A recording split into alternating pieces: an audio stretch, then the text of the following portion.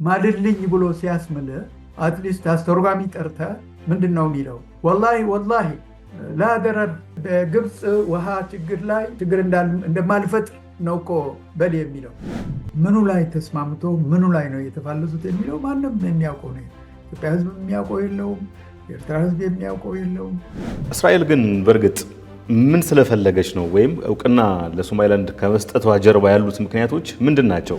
አንድ አፍሪካዊ አገር ደፍሮ ይችን ሀገር እኔ አውቃታለሁ ማለት ያፈረበት የፈራበት ለምንድን ነው?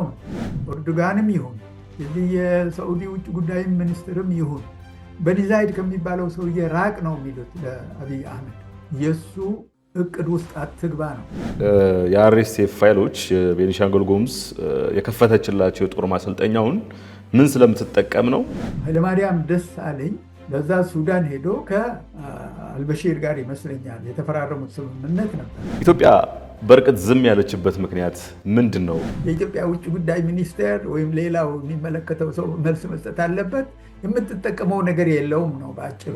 ሀገሮች ይወዳጃሉ፣ ይሰባሰባሉ፣ ስምምነት ይፈጥራሉ፣ ቃል ኪዳን ይገባሉ ወዘተርፈ። ይሄ ያለ ነገር ነው።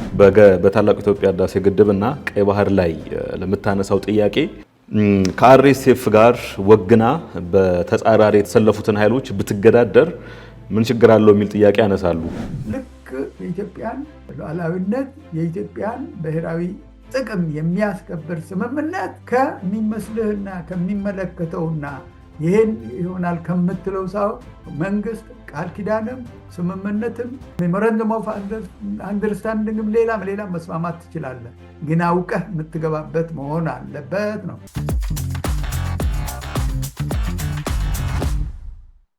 የአዲስ ማለዳ ተከታታዮች እንደምሰንብታችኋል። ወቅታዊ ዝግጅታችን ተጀምሯል።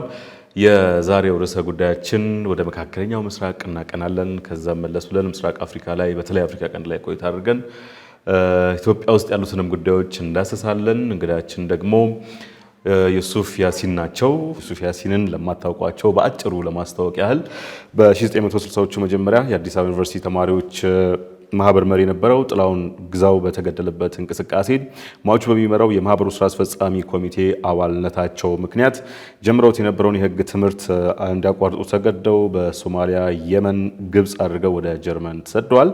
ከዚያም በበርሊን ፍራይ ዩኒቨርሲቲ የፖለቲካ ሳይንስ ትምህርታቸውን አጠናቀዋል። ከ1966 ህዝባዊ እንቅስቃሴ በኋላ በ1968 ዓ.ም መጨረሻ ወደ ሀገራቸው ተመልሰው መጀመሪያ በህዝብ ድርጅት ጊዜያዊ ጽህፈት ቤት በኋላም በኢትዮጵያ ብሔረሰቦች ጥናት ኢንስቲትዩት ለበርካታ ዓመታት ካገለገሉ በኋላ በደርግ መጨረሻ ዘመን ወደ ውጭ ጉዳይ ሚኒስቴር ተዘዋውረው በዲፕሎማሲው መስክ አገልግለዋል። በሐሰን ዑመር አብደላ በሚል የብዕር ስማቸው ደግሞ ጦቢያ መጽሔት ላይ በሚያቀርቡት መጣጥፍ በስፋት ይታወቃሉ። በኋላም ኢትዮጵያዊነት አሰባሳቢ ማንነት በአንድ ሀገር ልጅነት የተሰኘ ድንቅ መጽሐፍ አሳትሟል።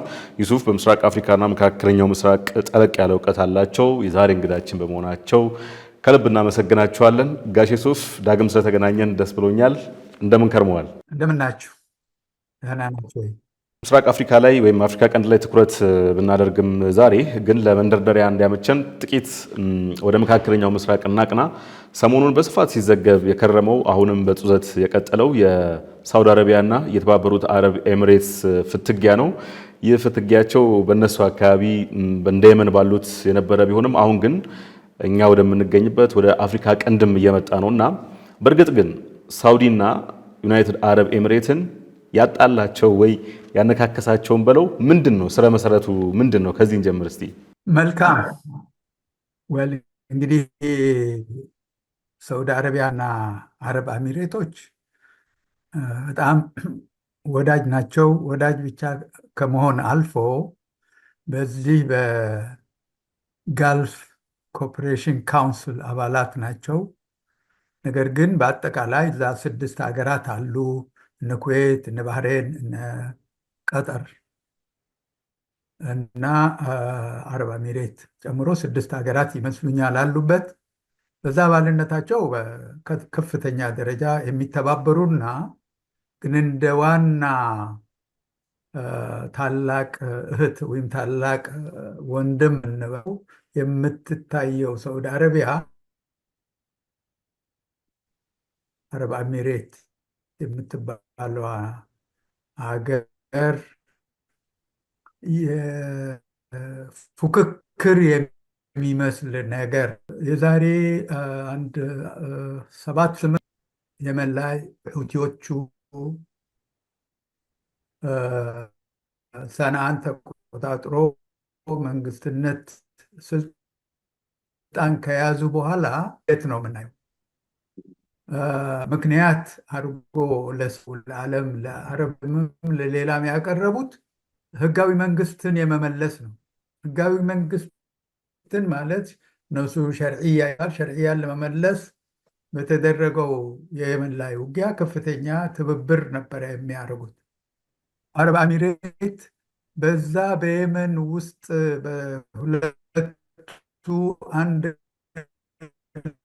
ላይ የፈጸሙት በሁቲ ላይ የሚደረገው ኢንትረስት ናሽናል ኢንትረስት በሚል ሰበብ የምታስጠብቀውና ከአረብ ዓለም አልፎ በብዙ ቦታዎች ወደቦቹን የመቆጣጠር የባህር መተላለፊያዎቹን በስሯ ማድረግ በዱባይ ኢንተርናሽናል ፖርት አድሚኒስትሬሽን በሚባለው በዓለም ላይ ያሉትን ወደቦች በአንድ በኩል ለመያዝ ይዛም ግማሹ ስታሰራ ግማሹን ደግሞ እንዳይሰሩና ከራሳቸው ወደብ ጀበል አሊ ከተባለው ዱባይ ላይ ካለው ትልቁ ወደባቸው ጋር እንዳይወዳደሩ የማድረግ ፍላጎቷን እየገነነ መጥቶ በዚህ ፉክክር ውስጥ የገቡበት ሂደት ነገር ግን ለዓይን የማይታይ ነገር ነበረ። በዚህ ሂደት ነው እንግዲህ መጨረሻ ላይ ከየት መጣ ሳይባል ለብዙዎቻችን ዱብዳ የሆነው በ24 ሰዓት ከየመን እንድትወጪ የሚል በሰዑዲው ማን ነው መሐመድ ቢን ሳልማን በሰዑዲው ወይም ዋና አልጋወራሽ የተሰጣትና በአጠቃላይ በአንድ ጊዜ እቃዋን ጠቅልላ የወጣችበት ሂደት ነው የምናየው። ይሄ ነው እንግዲህ መጀመሪያ የተጀመረው። ከዛ በኋላ ነው እንግዲህ ከሱዳንም ውጪ ከየመንም ውጪ ከሱዳንም ውጪ ከሊቢያም ውጪ ከሌሎች ሀገራት ውጭ እና አጠቃላይ ይችን አገር የአረቡም የእስላሙም ዓለም ዋና ጠላት ተብላ ሰሞኑን ይሄ የአረብ አሚሬቱ መሪ ወይም አሚር መሐመድ ፕሬዚደንት በን ዛይድ ታመመ በተባለበት ጊዜ በአረቡ ዓለም በእስላሙ ዓለም በዚህ ሰውዬ ላይ የነበረው ውግዘት ወጉዝ ከማሪዮስ ተብሎ እንዳውም እንዳይሞት በደንብ እንትን ሳይል ተብሎ ለዚህ ሁሉ ውዝግብ ለዚህ ሁሉ ውንቅጥቅጥ ሁኔታዎች ሁሉ በየቦታው ተጠያቂ የተደረገበት ሂደት እናይና በሌላ በኩል ደግሞ የራሳችን አፍሪካ ቀንድ ላይ የተለያዩ የዚህ የሳዑዲ መልእክተኛ መጀመሪያ ወደ ኢትዮጵያ የውጭ ጉዳይ ሚኒስትሩ ኢን ዘ ሴም ታይም ደግሞ አሚር ወይም ምንድነው የሚባለው ልዑል የሆነው ሰው ተላከ። ወደ አስመራም እንደዚህ የእሱ ምክትል ተላከ። በየቦታው እንደዚህ የሚላክበት ጊዜ የዚህ በአካባቢያችን በመምጣታቸውና ችግሮቻችን ውስጥ በመግባታቸው የራሳችን ችግር እኛም ሆን እነሱ በፈለጉት በአንድ በኩል ቀጠናዊ መልክና ቅርጽ እንዲወስድ፣ በሌላ በኩል ከዛ አልፎ ተርፎ ከናካቴው በዚህ በሳዑዲና በአረብ አሚሬቱ ችግር ላይ ውስጥ በመጨረሻ እንግዲህ ትናንትና ወዲያ እንዳየነው ያ ከአሜሪካ የመጣው ትልቁ ሴኔተርና የትራምፕ ወዳጅ የወር ነው ግራም የሚባለው ሰውዬ አቁሙት ኪክት ኦፍ ነው እንደዚህ ብሎ ትዕዛዝ የሰጠበት ሁኔታ ነው ያተመለከትነው። እና እኛም ሆን ወይም በዚህ ሰዎች ምክንያት ችግራችን በአንድ በኩል ቀጠናዊ መልክ፣ በሌላ በኩል ደግሞ ዓለም አቀፍ መልክ አግኝቶ ምናልባት እንግዲህ ትራምፕም እንደዚህ ችግር አማልዳለሁ ወይም አስታርቃለሁ ብሎ የሚገብበት አመቺ ሁኔታ ፈጥረናል ማለት ነው። ዮሐንስ፣ ሁለቱ ሀገራት እንግዲህ ለዩናይትድ ስቴትስ ወዳጅ ናቸው እንደምናውቀውና ከተሳሳትኩ ያርሙኛል። ዋሽንግተን ግን ከሪያድ ይልቅ ለአቡዳቢ ስስ ልብ ያላት ይመስላል። ምክንያቱም በብዙ ወንጀሎች ትከሰሳለች ዩኤኢ። በሱዳንም ብንለው በሊቢያም ብንለው ወደ የመንም ብንሄድ ብዙ የሚከሷት ወገኖች አሉ። ዩኤን የተባበሩት መንግስታትም ብዙ ሪፖርቶችን አውጥቷል። ግን ጫን ብሎ እሷን የሚቆጣትም የለም። ማዕቀብ ይቅርና ጠንከር ያለ መግለጫ እንኳን ሲሰጥ አናስተውልም፣ እሷን በተመለከተ ማለት ነው። አሜሪካ ያላት አቋም በሁለቱ ሀገራት ዘንድ እንዴት ያለ ነው ልሎ ትፈልጌ ነው። ትክክል ነው። ነገር ግን መሐመድ በኒ ዛይድ የተባለው የአረብ ኤሚሬቱ መሪ እንግዲህ እንዳየነው ከዚህ በሰሞኑ ደግሞ እንደ ትልቅ ውዝግብና እንደ ትልቅ ስካንዳል ሲታይ የነበረው የዚህ ኤፕሽታይን ነው የሚሉት ጀርመኖቹ፣ ኤፕስታይን ነው አረቦቹ የሚሉት። ኤፕስታይን ፋይሎች ውስጥ እንዳለ ነው። በዛ ውስጥ ደግሞ የእሱ ሰዎች የዚህ ሰዎች እንዳሉበት ሴቶቹም ወንዶቹም በብዙ መልኩ ከነ ፎቶ ከነ ኢሜሎቹ የታየበት ሁኔታ ስለሚኖርና ከዛም አልፎ ተርፎ ይሄ ሀገር እንዳውም አመሰራረቷ፣ ሁኔታዋ፣ ኢኮኖሚዋ፣ ንግዷ፣ ኢንፍሉወንሷ፣ ግንኙነቷ ሁሉ ከእስራኤልና ከዚዮኒስት ሙቭመንት ጋር የተያያዘበት ሂደት ነው የምናየው። ይህ ሂደት ነው እንግዲህ የዚህ አሁን ያወራ ነው ግራም የተባለው ሴኔተር ስቶፕ ብቻ ኪክት ኦፍ ብቻ ሳይሆን መሐመድ በኒ ዛይድ ዚዮኒስት አይደለም ብሎ ነው ያለው። ምን ማለት ነው እንግዲህ? ክሱ ዚዮኒስት ነው ብሎ ነው አረቦቹ የሚከሱትና ከናካቴው ሞት የሚመኙለት እና ያ ሁሉ ውዝግብ የሆነውና ያ ከዚህ በፊት በዚህ በሎቢ አሰራር በመሳሪያ ግዢ በሌላ እንግዲህ በዓለም ደረጃ ይቺ ትንሽ ሀገር ናት። ወደ 9 ምናምን ሚሊዮን የሚሆን ነው። ከዛ ውስጥ እንግዲህ 800,000 ነው የህዝቡ የአገርየው ነዋሪ ማን ነው ዜጋ የሚባለው። በነገራችን ላይ በዛ አሁን በመንሽን ባረከው በኔ አሰባሳቢ ማንነት መጽሐፍ ውስጥ አንድ ምዕራፍ አለ፣ ዜግነትና ኢዜግነት ይላል። እንደ ምሳሌ የሚሰጣቸው የዚህ የጋልፍ ሀገሮች ውስጥ ያለው የህዝብ ስብጥር ነው። 85 በመቶ ከውጭ የመጣ ነዋሪ የሚባለውን ነው። ነዋሪ ሰራተኛ ማለት ነው። 15 በመቶ ከዛ በታች የሚሆኑት ናቸው ከውጭ የመጡት ማን ነው የሀገር ተወላጆች፣ እነሱ ደግሞ ዜጎች ናቸው። እነዚህ አይነት ሁኔታ ዜግነት የፈጠረና በዓለም ደረጃ ምን ያህል እንትን እንዳላቸው የሚያሳይ ነገር በመሆኑ በዚህ ከታላቋ ወይም እንደ ሞግዚት የምትታየዋን ሰዑዲ ጋር በውድድር በመግባቱና ከአቅሙ በላይ ተንጠራራ ተብሎ ነው ሲኮረኮም የነበረው። እሱ ደግሞ እስራኤሎችን ተጠቅሞ አሜሪካን ተጠቅሞ በሎቢ ገንዘቡ እንደፈለገ እንትን አድርጎ እነ ኤፕስታይን ሁሉ ያሰለፈበት ሂደትና ያ ሂደት ደግሞ ስካንዳል ውስጥ የገቡበት የእሱ ዋናው የዚህ የዱባይ በፖርት ዋና ኃላፊ ማነው ሱልጣን የሚባለው ሱልጣን በን ሱሌም የሚባለው ሰውዬ እነሱ በአሜሪካን አገር ዩናይትድ ኔሽንስ ውስጥ ያለችው ዋና ዴሊጌሽናቸው መሪ እንደዚህ ሁሉ የገቡበት ምንድን ነው የሚባለው ስካንዳል እንበለው አይነት ሁኔታ ነው የምናየውና ያ ከዚህ በፊት አሜሪካን ሀገር ውስጥ በዚህ በሎቢ እና በገንዘብ ኃይል ከናካቴው አሜሪካን ውስጥ ፕሬዚደንትን ያለማስመረጥ ሂደት ውስጥ የገቡበትና የነሱ አምባሳደር በአሜሪካ ውስጥ የነበረው ዩሱፍ አልዑቴባ የተባለው ሰውዬ የሰራዎቹን ስራዎች እንዳውም አሜሪካ ውስጥ ክስ ይቅረብ፣ በነ ባይደን ዘመን ክስ ይቅረብ ተብሎ የተወነጀለ ሰው ነበረ። ይህ ሁሉ እንግዲህ በአንድ በኩል እንግዲህ ከአቅም በላይ መንጠራራት አለ፣ በገንዘባቸው መተማመን አለ። ሌላም እንግዲህ በአፍሪካ ውስጥ በነ ሱዳን በሌላ በየቦታው ነው እንግዲህ ፖርቶቹን ለመቆጣጠር የሚፈልጉት። ፖርቶቹን መቆጣጠር ብቻ ሳይሆን ፖርቶቹን ከጥቅም ውጭ ማድረግ፣ እንዳይወዳደሩ ከጥቅም ውጭ ማድረግ። በየመን አካባቢ አሁን ኤደን የምትባለው ሳውዝ የመን ውስጥ ያለችው ትልቋ ፖርት የታወቀች ፖርት ናት።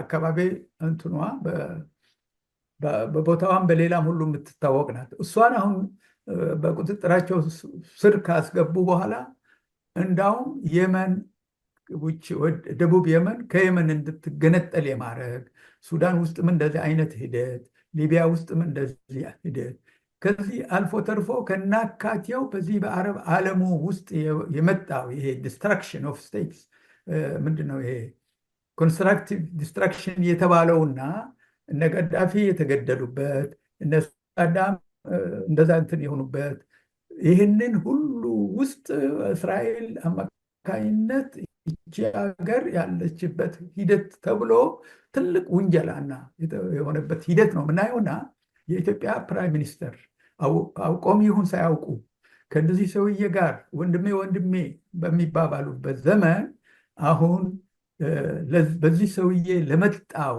ማዕት እንበለው ወይም ውግዘት፣ እርግማን ሁሉ የግድ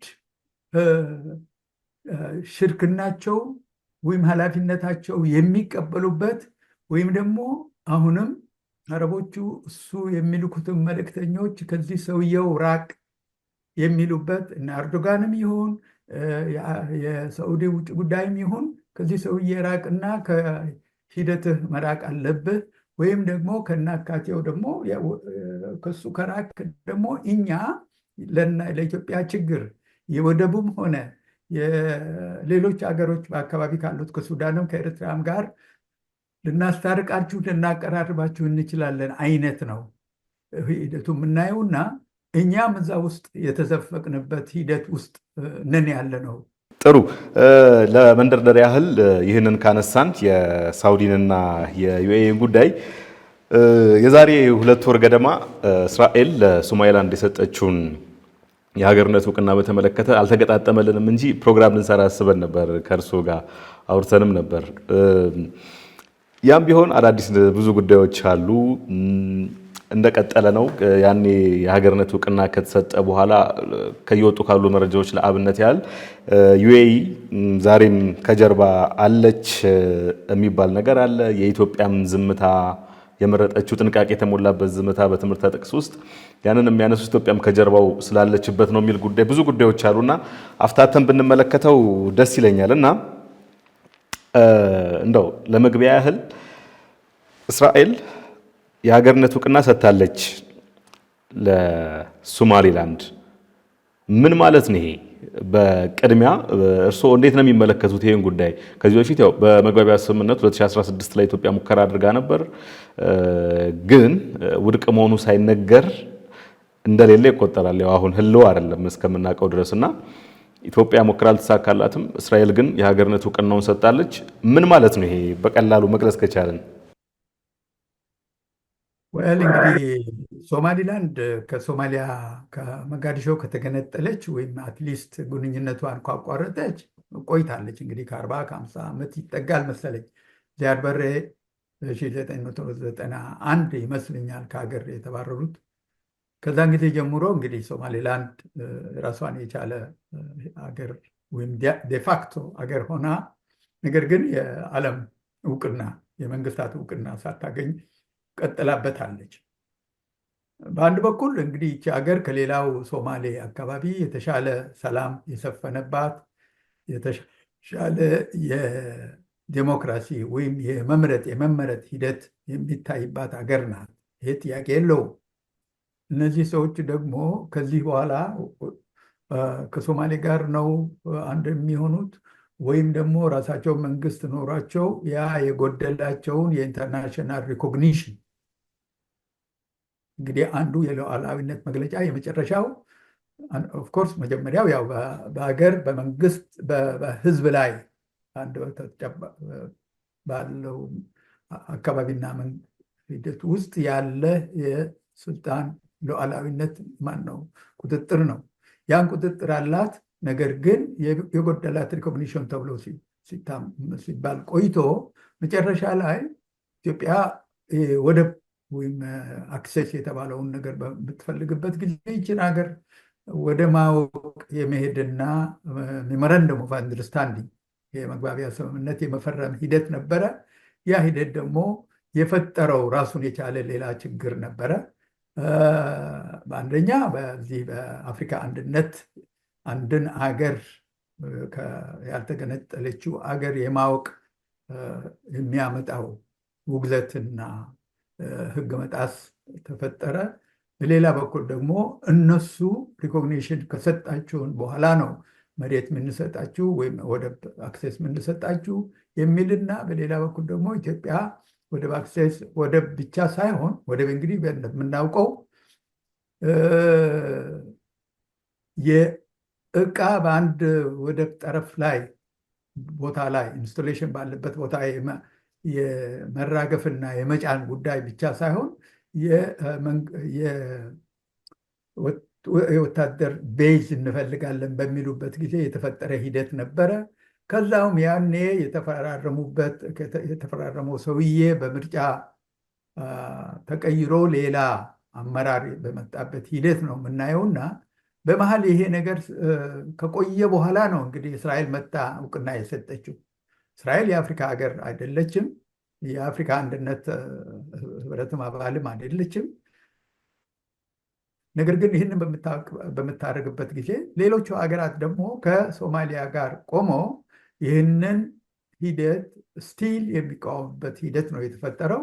በአንድ በኩል የኢትዮጵያ ረጋ ብላ በማየትና ይህንን የዚህ የሶማሊላንድ እውቅናን ተጣድፎ የመስጠት ሂደት መዘግየታቸው ጥሩ የዲፕሎማቲክ አሰራር ይመስላል። በሌላ በኩል ደግሞ ይሄንን ከዚህ በኋላ ማን ነው ይችን ሀገር ሴኮንድ አድርጎ የሚያውቃትና ሌሎች ሀገሮች ካልተጨመሩ እስራኤል ለብቻዋ ብታውቃቸው፣ እስራኤል ራሷ እንግዲህ በተባበሩት መንግስታት በሴኩሪቲ ካውንስል ማዕት ጊዜ የተወገዘች ኢንተርናሽናል ፍርድ ቤት የቀረበች ማዕት እንትን ያለባት ሀገር ሆና እሷም በእውቅና ስለተሰጠቻት የዛ የተፈለገው የኢንተርናሽናል እውቅና ወይም ሪኮግኒሽን የማግኘቱ ሂደት አሁንም አጠያያቂ ነው የሆነው። በዚህ ሂደት ነው እንግዲህ ቱርክም ገብቶበት ያ በሁለቱ ኢትዮጵያና የተፈጠረው ማነው ሜሞራንደም ኦፍ አንደርስታንዲንግ ውድቅ ሆኖ መቃዲሾና አዲስ አበባ መሀል እርቅ የሚፈጠርበት ሂደት ተፈጥሮ ነበረ ማለት ነው። አሁን ስናይ የነበረው ደግሞ በአካባቢያችን ላይ የዚህ የሚድል ኢስት ሚድል ፓወር የሚባሉት መካከለኛ እንትን ያላቸው እነ ግብፅም ማነው ግብፅም ቱርክም ሳውዲ አረቢያም እነዚህ ሁሉ ወደኛ የመጡበት ኃይላቸውም ያሰለፉበት ለሶማሌ አንድነት የቆሙበት እኛ ደግሞ አጌንስት ሶማሌ አንድነት እንደቆምን የሚያስመስለን ሂደት የተፈጠረውና አሁንም ምን ለማለት ነው በቂ አይደለም። አንለስ ሌሎች ሀገሮች በተለይ የአፍሪካ አንድነት አባል የሆኑት የአፍሪካ ሀገሮች እስካላወቋት ድረስ አፍሪካ እንትን ውስጥ እስካልገባች ድረስ ይህንን ሪኮግኒሽን ሊያሰጣት የሚችለው ደግሞ ከአካባቢ ጋር ነው ስትስማማ ነው እና ቅርብ የሆነውና በጣም ቅርብ የሆነው የጅቡቲ መንግስት ጋር በተፈጠረው ውዝግብ የሶማሊላንድ መሪዎች የሚዘዋወሩት የሚንቀሳቀሱት በጅቡቲ ፓስፖርት ነበር። ጅቡቲ ከ1000 በላይ ፓስፖርቶቹ ነው የወሰደችባቸው። በዛ ምክንያት ከናካቴው የነሱ ዲፕሎማሲ ፓራላይዝ ወደሚሆን የሄደበት ሂደት ነው የምናየው። ምክንያቱ ሲምፕሊ ያ በሚሆንበት ጊዜ የግድ ማን ነው የሚሰጣቸው ፓስፖርቱን የሚንቀሳቀሱበት? ኤይደር ጎረቤት ሀገር መሆን አለባት። ወይም ሱዳንም ያለችበት ሂደት እናያለን። ኢትዮጵያም ያን ማድረግ የማትችልበት ሌላ እንትን ውስጥ ትገባለች።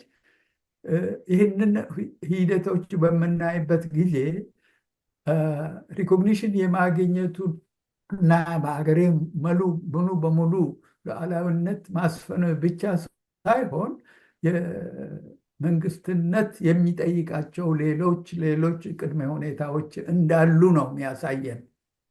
ዮሐንስ፣ ጥሩ። እስራኤል ግን በእርግጥ ምን ስለፈለገች ነው? ወይም እውቅና ለሶማሊላንድ ከመስጠቷ ጀርባ ያሉት ምክንያቶች ምንድን ናቸው? እስራኤል ብዙ ነገር ልትፈልግ ትችላለች። አንደኛ ወደዚህ አካባቢ ትመጣለች። ሚኒንግ ይሄ እንግዲህ ወሳኙ በሚባለው ምንም እንኳን ሶማሊላንድ እንግዲህ በዚህ በቀይ ባህር ጠረፍ ላይ ቦታ የላትም እርግጥ፣ ነገር ግን በዚህ በጋልፍ ኦፍ ኤደን እንትን ሀገር ናት። እዛ ቦታ ትልቅ ኢምፖርታንስ ያለው ቦታ ስላለ ለአካባቢው ውስጥ የምትገባበት እንትን ይፈጥርላታል። ከዛም አልፎ ተርፎ የዚህ የቀይ ባህር ማን ነው የታችኛው ወይም የደቡባዊ መግቢያ ወይም መውጫ የሚባለው የዚህ የባበል መንደብ ጋር ትጠጋለች። በተለይ እነዚህ ደግሞ በየመን ስልጣን የያዙት ሁቲዎቹ በእስራኤል ላይ ብቻ ሳይሆን በአሜሪካ መርከቦች፣ በኢንተርናሽናል በዓለም አቀፍ መርከቦች ላይ የሚያደርሱትን ጥቃት እና እንዳይሆኑ የማድረግ ሂደቱን ትቆጣጠራለች።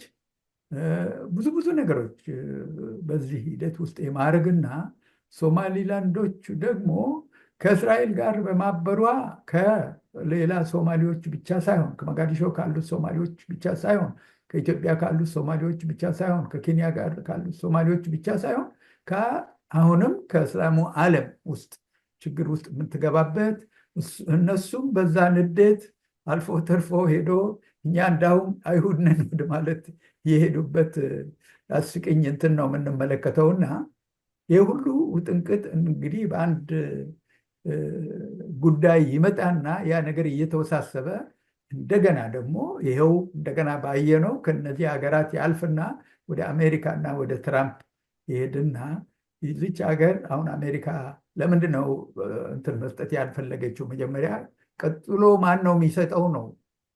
ከእስራኤል ቀጥሎ ማን ነው? ኢትዮጵያ እንግዲህ ለጊዜው አልፈለገችም ወይም እንትን ብላለች። ከዛ ቀጥሎ ማን ነው? እንግዲህ አንድ አፍሪካዊ አገር ማን ነው ደፍሮ ይችን ሀገር እኔ አውቂያታለሁ ማለት ያፈረበት የፈራበት ለምንድን ነው ነው? ከዛ በኋላስ አሁን በፊት እንዳየነው ነው እና እስራኤል የራሷ ናሽናል ኢንተረስቶች አሏት። የአካባቢ መምጣት ትፈልጋለች ያለ ጥርጥር።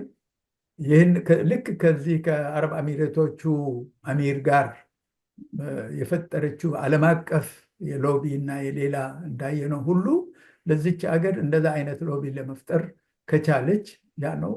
አሁን ግን በምናይበት ሂደት ራሱ የዚህ የአረብ አሚሬቶቹ አሚር የገባበት አዝቅት በምናይበት ጊዜ ሶማሊላንድም ደግሞ በአካባቢው ከዚህ ቅርብ ከሆኑት አገራት ከአንዱ ከጅቡቲም ከኢትዮጵያም ከሌላም ካላገኘች የግድ የዛ ሩቅ ያለችው የእስራኤል እውቅና ምን ያህል ይፈይዳል የሚል ጥያቄ በዲፕሎማቶቹ እየተጠየቀ ነው። ዮሐንስ፣ ጥሩ። ከዚህ ከእስራኤል እውቅና ጀርባ የኤምራቴዎቹ መኖራቸው ሲዘገብ ተመልክቻለሁ አንዳንድ ቦታዎች እና እርስዎም ተመልክተውት ከሆነና እውነትነት ካለው ይህ ዘገባ ዩኤኢ ምን ስለምታገኝ ነው ከእስራኤል ጀርባ ያለችው? ከዚህ እውቅና ጀርባ ምን ትሰራለች? እንግዲህ በዚህ በሰፊው በተነጋገርነው መሰረት ይቺ ሀገር እንግዲህ ከአቅሟ በላይ ትንጠራራለች ብለናል። በአጠቃላይ መልኩ ልክ እንደ እስራኤል እንግዲህ በዚህ በጋልፍ ኦፍ ኤደን በዚህ እንግዲህ ይቺ ሀገር ቀይ ባህር ላይ እንትን የላትም፣ ዳርቻ የላትም። እሷ ያለችው ወደ ኦልሞስት ወደ ሁርሙዝ አካባቢ እና ምናምን ነውና በዚህ ምክንያት የራሷን አንደኛ ወደቦቹን የመቆጣጠር ኦልሬዲ እኮ ጅቡቲ ፖርት የዛሬ 20 ዓመት ይመስለኛል ተኮናትራ ያ የዱባይ ፖርት የተባለው ፖርት እንዲያስተዳድር ተብሎ የተፈረሙት ሂደት ውስጥ ሳይስማሙ ቀርቶ ነው እስከ ፍርድ ቤት የተዳረሱትና ፍርድ ቤቱ ለጅቡቲ የፈረደበት ሂደት ነው የምናየው።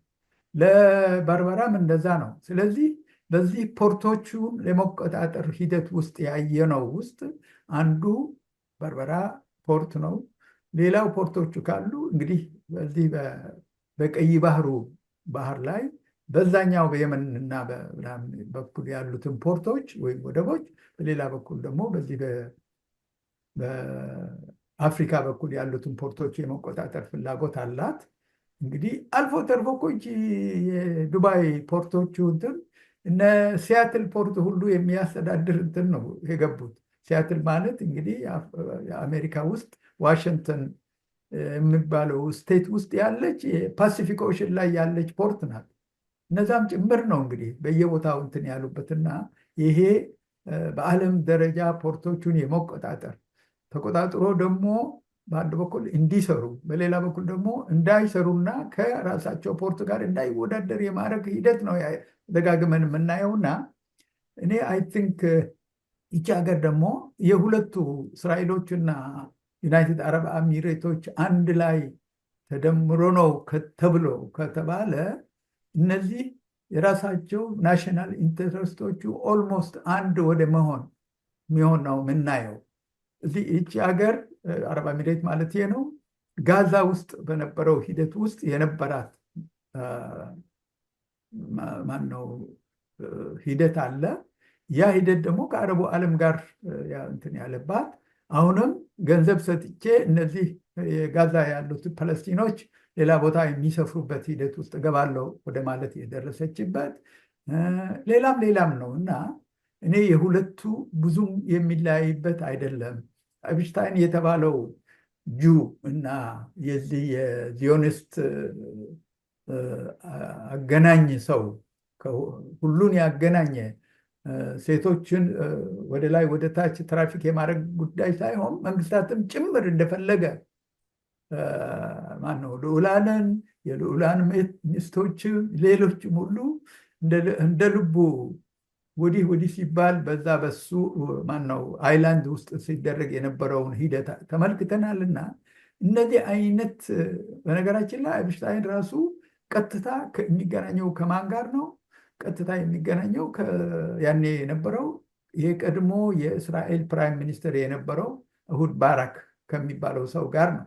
ይህ ሰው ደግሞ ኢሚዲየትሊ የዚህ የአረብ አሚሬቶቹ ውጭ ፖሊሲ አትሊስት ይሄ አብርሃም አኮርድ ወይም የአብርሃም ስምምነት ተብሎ ከእስራኤል ጋር አረብ አገሮች የሚፈርሙት ስምምነት እንዲገባ በዚህ ሂደት ውስጥ የመጣ ነገር ነው እስከተባለ ድረስ አሁን ደግሞ ያ ሂደት ደግሞ ቀጥሎ ሳውዲ አረቢያ እንድትገባበትና እንዲያግባቧት ነበረ ትራምፕ የፈለጉት። ያ ነገር ለጊዜው የተስተጓጎለ ነው የሚመስለው። ይሄ ነገር ሲስተጓጎል ደፍኒትሊ ለእስራኤል ላይ አንድ ትልቅ መሰናክል ነው።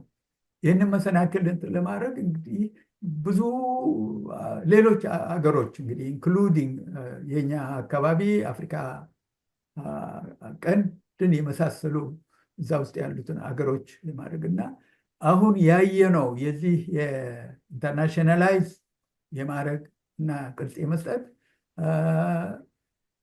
ምንድነው የአካባቢ ቅርጽ የመስጠት ሂደት ውስጥ ሁለቱ አገራት አንድ ላይ ስለሆኑ ነው። እንግዲህ ከዚህ በኋላ ወዴት ነው ሳውዲ አረቢያ ማነው የዚህ አረብ አሚሬቱ አሚር ይቀጥላል ወይ? እሱ ራሱን የቻለ ሌላ ቶፒክ ነው። ግን አሁን ለጊዜው አልጋወራሽ የነበረው ወንድሙን ወደ ጎን አድርጎ ልጁን ወደ አልጋወራሽነት ያመጣበት ሂደት ነው የምናየው። ይህንን በምናይበት ጊዜ ደግሞ አረብ አሚሬት የሚባለው አሚሬት የሰባት ኢማራት ውህደት ነው። 7ቱ ኢማረቶቹ ደግሞ ራሳቸውን የቻሉ ትንንሾች አሉበት፣ ትልልቆች አሉበት። ኦፍኮርስ የእሱ ኤሜሬት የሆነችው የአቡዳቢ ትልቋ ናት፣ በህዝብም በሀብትም በሌላም በሌላ። ነገር ግን እነዛ ማነው ትንንሾቹን በሱ ላይ እያስነሱ የራሱ ቤተሰብ ሰዎችም በሱ ላይ እያስነሱ ከፍተኛ የሆነ ውዝግብ የሚነሳበት ሂደት ነው የምናየውና ያ ነገር እስከሚረግብ ድረስ ካረገበም አንድ የሆነ እልባት እስከሚያገኝ ድረስ ኤይደር የዚህ የእስራኤል እውቅናም ሆነ የዚህ የአረብ አሚሬቶቹ ፖርቶቹን የመቆጣጠር ሂደትም ሆነ የባህር መተላለፊያውን ጉዳይም ሆነ እነዚህ ሁሉ ለጊዜው አቁሞ የሚያስቡበት ሂደት ውስጥ ይገባሉ ብሎ ነው የሚታሰበው። ያንስ ውድ አዲስ ማለዳ ተከታታዮች ወቅታዊ ዝግጅታችንን በመከታተል ላይ ትገኛላችሁ። ከመካከለኛው ምስራቅ ጀምረን በምስራቅ አፍሪካ በኩል አልፈን እዚሁ ኢትዮጵያ እንመጣለን። እንግዳችን ዩሱፍ ያሲን ናቸው። እስከ ዝግጅታችን ፍጻሜ ድረስ አብራችሁ ብትቆዩ ደስ እንሰኛለን።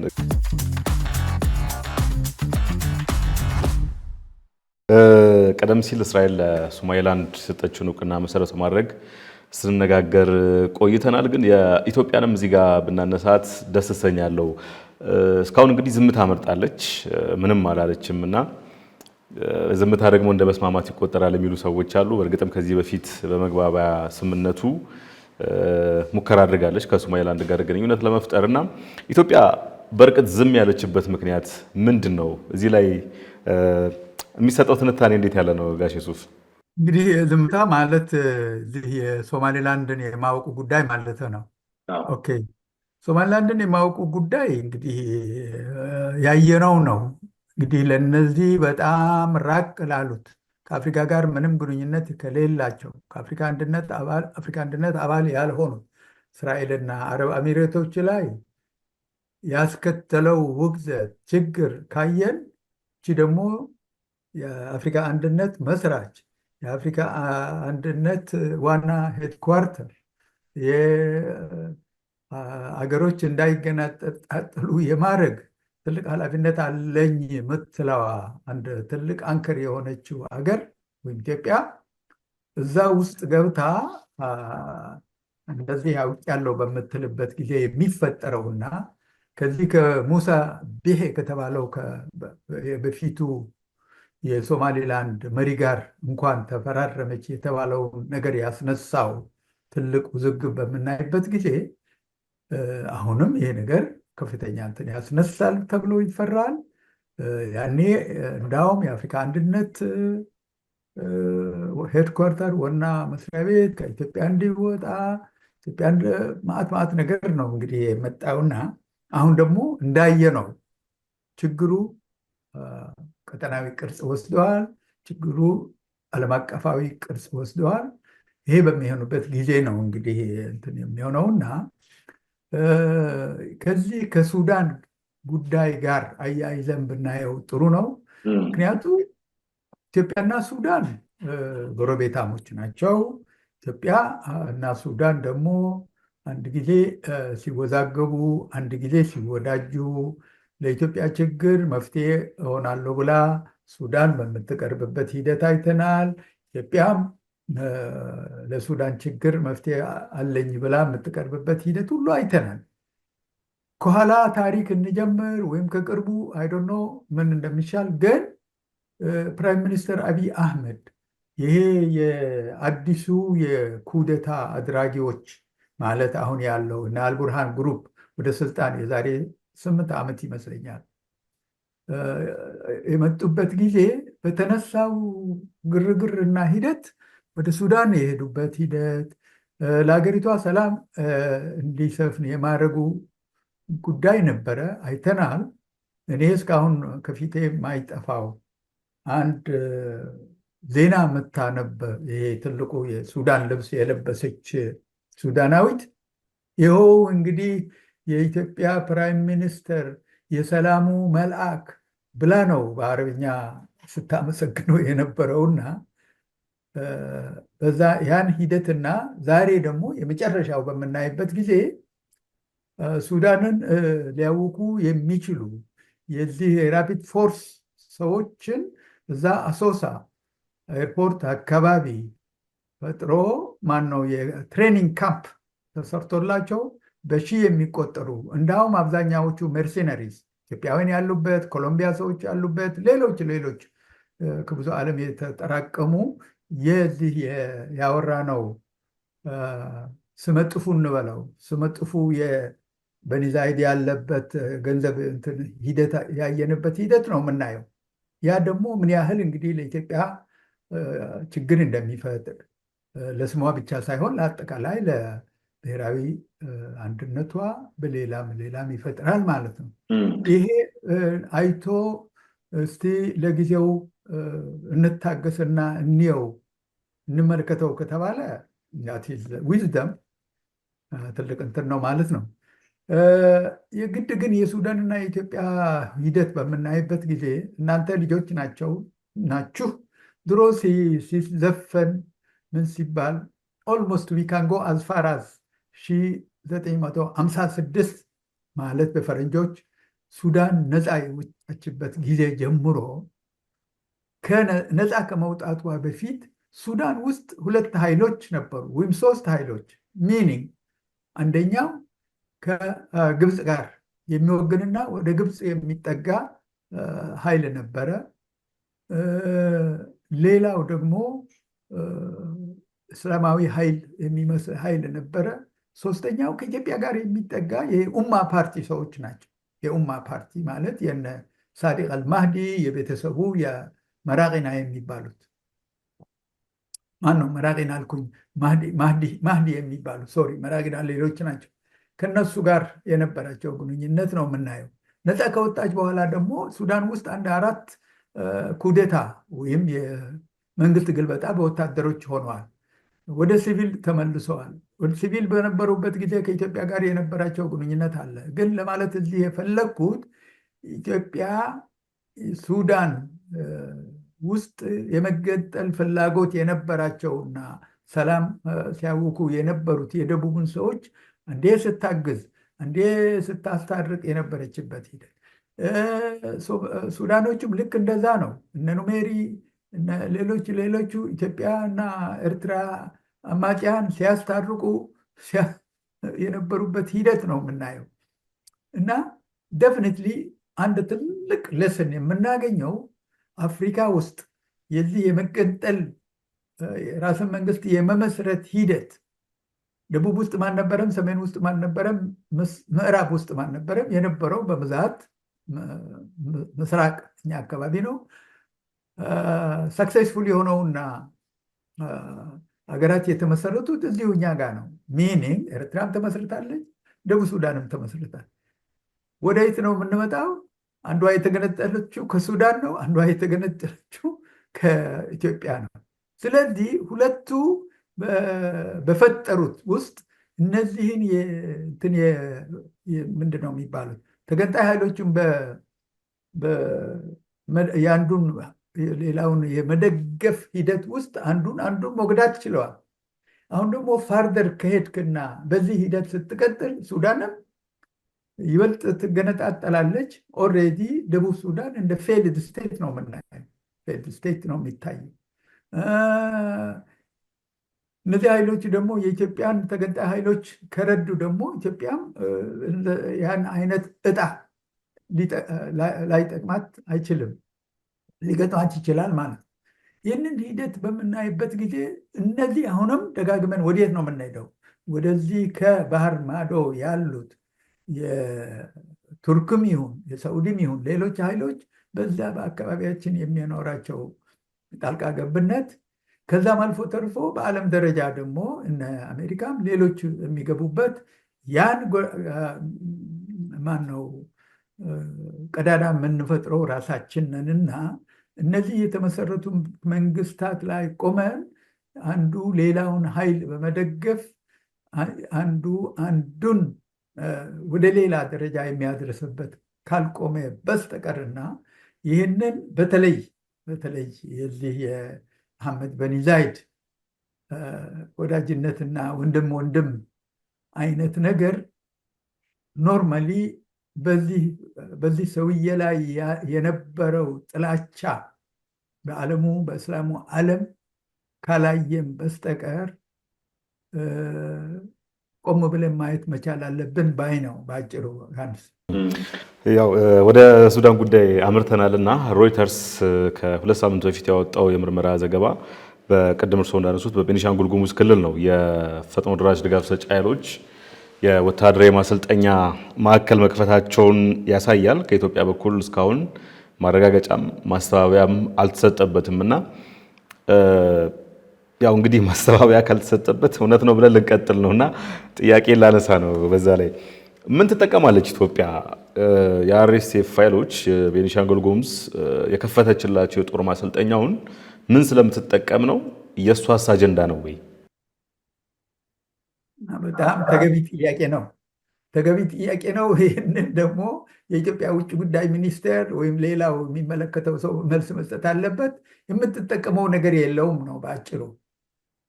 ይሄ የተባለው ምንድነው የተባለው ሰውዬ በኒ ዛይድ የተባለው ሰውዬ እቅዶች ካልሆኑ በስተቀር ኢትዮጵያ ሱዳንን በመገንጠል ሱዳን አርኤስኤፍ በእንትን በማድረግ መጀመሪያ እንግዲህ ባክግራውንዱን ሰጠሁ። የዛሬ ስንት ዓመት የመጀመሪያ ላይ ሱዳኖች የነበራቸው ልክ ሌላው ኢትዮጵያዊ በአብይ መንግስት ላይ ያደረገው ተስፋ ከኛ በላይ ነበራቸው። ያቺ ሴትየዋ ዛሬም ትታየኛለች። የኢትዮጵያ ፕራይም ሚኒስትር የሰላሙ ያለችው አሁንም ያን የነበረ ሂደት ውስጥ እንደገና ዛሬ እዛው ቤኒሻንጉል ውስጥ ያውም የዚህ የዋናው የሬናይሳንስ ዳም ያለበት ቅርብ ቦታ ሱዳንን የሚዋጉ ወይም ማዕከላዊ መንግስትን የሚዋጉ ኃይሎችን ምናልባት እንግዲህ ሱዳን ሌሎቹም ትረዳለች ተብሎ ከሆነ ይሄ ነው እንግዲህ ሂደቱ። ከዚህ በፊት ያየነው በደርግም በምናምንም ጊዜ የምናየው ነው። በነገራችን ላይ በደርግ ጊዜ ኮሎኔል መንግስቱ አንድ መጨረሻ ከሀገር ከመውጣታቸው በፊት በትንሽ ጊዜ ዚያድ ባሬ ከስልጣን የተወገደበትና ወደ ናይጄሪያ በሄደበት ሂደት ውስጥ ጅማ ሆኖ አንድ ያደረጉት ንግግር ላይ በምስራቅ የነበረው ጎማ አስተንፍሰነዋል፣ አሁን በዚህ በምዕራብ አንድ ሌላ ቀርተዋል። ያኔ እንግዲህ ገና አልበሺር መጥተዋል መሰለኝ። እና ምን ለማለት ነው? ከዚህ በላይ አንዱ አገር በሌላው የሚያደርገውን ነገር ይህንን ያህል የገፉበት ሂደን አናይም። ሶማሊያ ኢትዮጵያ ውስጥ 700 ኪሎ ሜትር ገብታ ብዙ ቦታ እንዳውም ከድሬዳዋ አልፋ ወደ አዋሽ እየገሰገሰች የመጣችበት ሂደት ሁሉ አይተን ኢትዮጵያ እነሱ ከ6 ወር በኋላ ስታስወጣቸውና የሶማሌ ሰራዊት ወደ አገሩ እየሸሸ በሚሄድበት ጊዜ ብዙ የዓለም ማነው ሪፖርተሮች አሁን የኢትዮጵያ መንግስት ወደ ሞጋዲሾ ይገሰግሳል ሲባል እዛ ቦርደር ላይ ነው መንግስቱ ኃይለማርያም የቆመው፣ የኢትዮጵያ ሰራዊት የቆመው። ለምን? ምክንያቱ ያ እንደዚህ አይነት የአንድ ሀገር ድንበር ደፍሮ ለመሄድ ስላልፈለጉ ነው። ሚኒንግ there was some degree of እንትን የማለት እዚህ በአረቡ ዓለም ደግሞ ኦፍኮርስ ከኛ ጋር የቆሙ ነበሩ።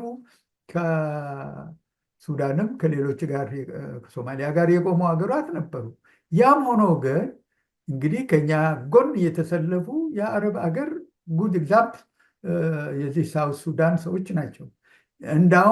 እንዳውም የሶማሌ ሰራዊት ሞቃዲሾን ወደ ግራ ትቶ በጎን በኩል ቀጥታ ወደ አዋሽ ወንዝ በሚመጣበት ጊዜ የመጀመሪያ እዛ የደረሱልን የሳውዝ የመን ታንኮች ናቸው። በኋላ ኦፍኮርስ ኩባኖች መጥተዋል። እንደ አጋጣሚ እኔ እዛ ስለነበርኩ እነዛ ታንኮች ሲመጡ እኛ እንዳውም የሶማሌ ታንክ ነው የመጣው ብለን፣ አይ ሶማሌ ታንክ አይደለም ይሄ የመን አሰብ እንትን ብሎ የመጡ ታንኮች ነበሩና እነዚህ ሁሉ የሆነበት ሂደት ነው የምናየው።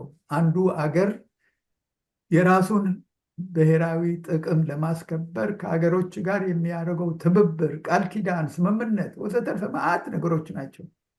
ግን ያን ነገር ስታደርግ የግድ ኢንተርናሽናሊ ተቀባይነት ያለው ለበኋላ ደግሞ ከናካቴው ከዛ ከጎረቤት ህዝቦች ጋር የማያቆራረጥ ነገር መሆኑን ማረጋገጥ አለበት። ይህንን አሁን ዛሬ ኤርዶጋንም ይሁን የዚህ የሳዑዲ ውጭ ጉዳይ ሚኒስትርም ይሁን እነዚህ ሰዎች መጥቶ ኢትዮጵያ ከዚህ ሰውዬ ከዚህ በኒ ዛይድ ከሚባለው ሰውዬ ራቅ ነው የሚሉት ለአብይ አህመድ።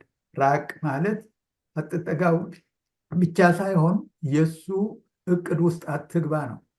በአንድ በኩል ያን ከራክ የምናደርግልህ ነገር ወይም ልናስታርቅህ እንችላለን ከሱዳን፣ ከኤርትራ፣ ከወደቡ ጉዳይ ወዘተርፈ።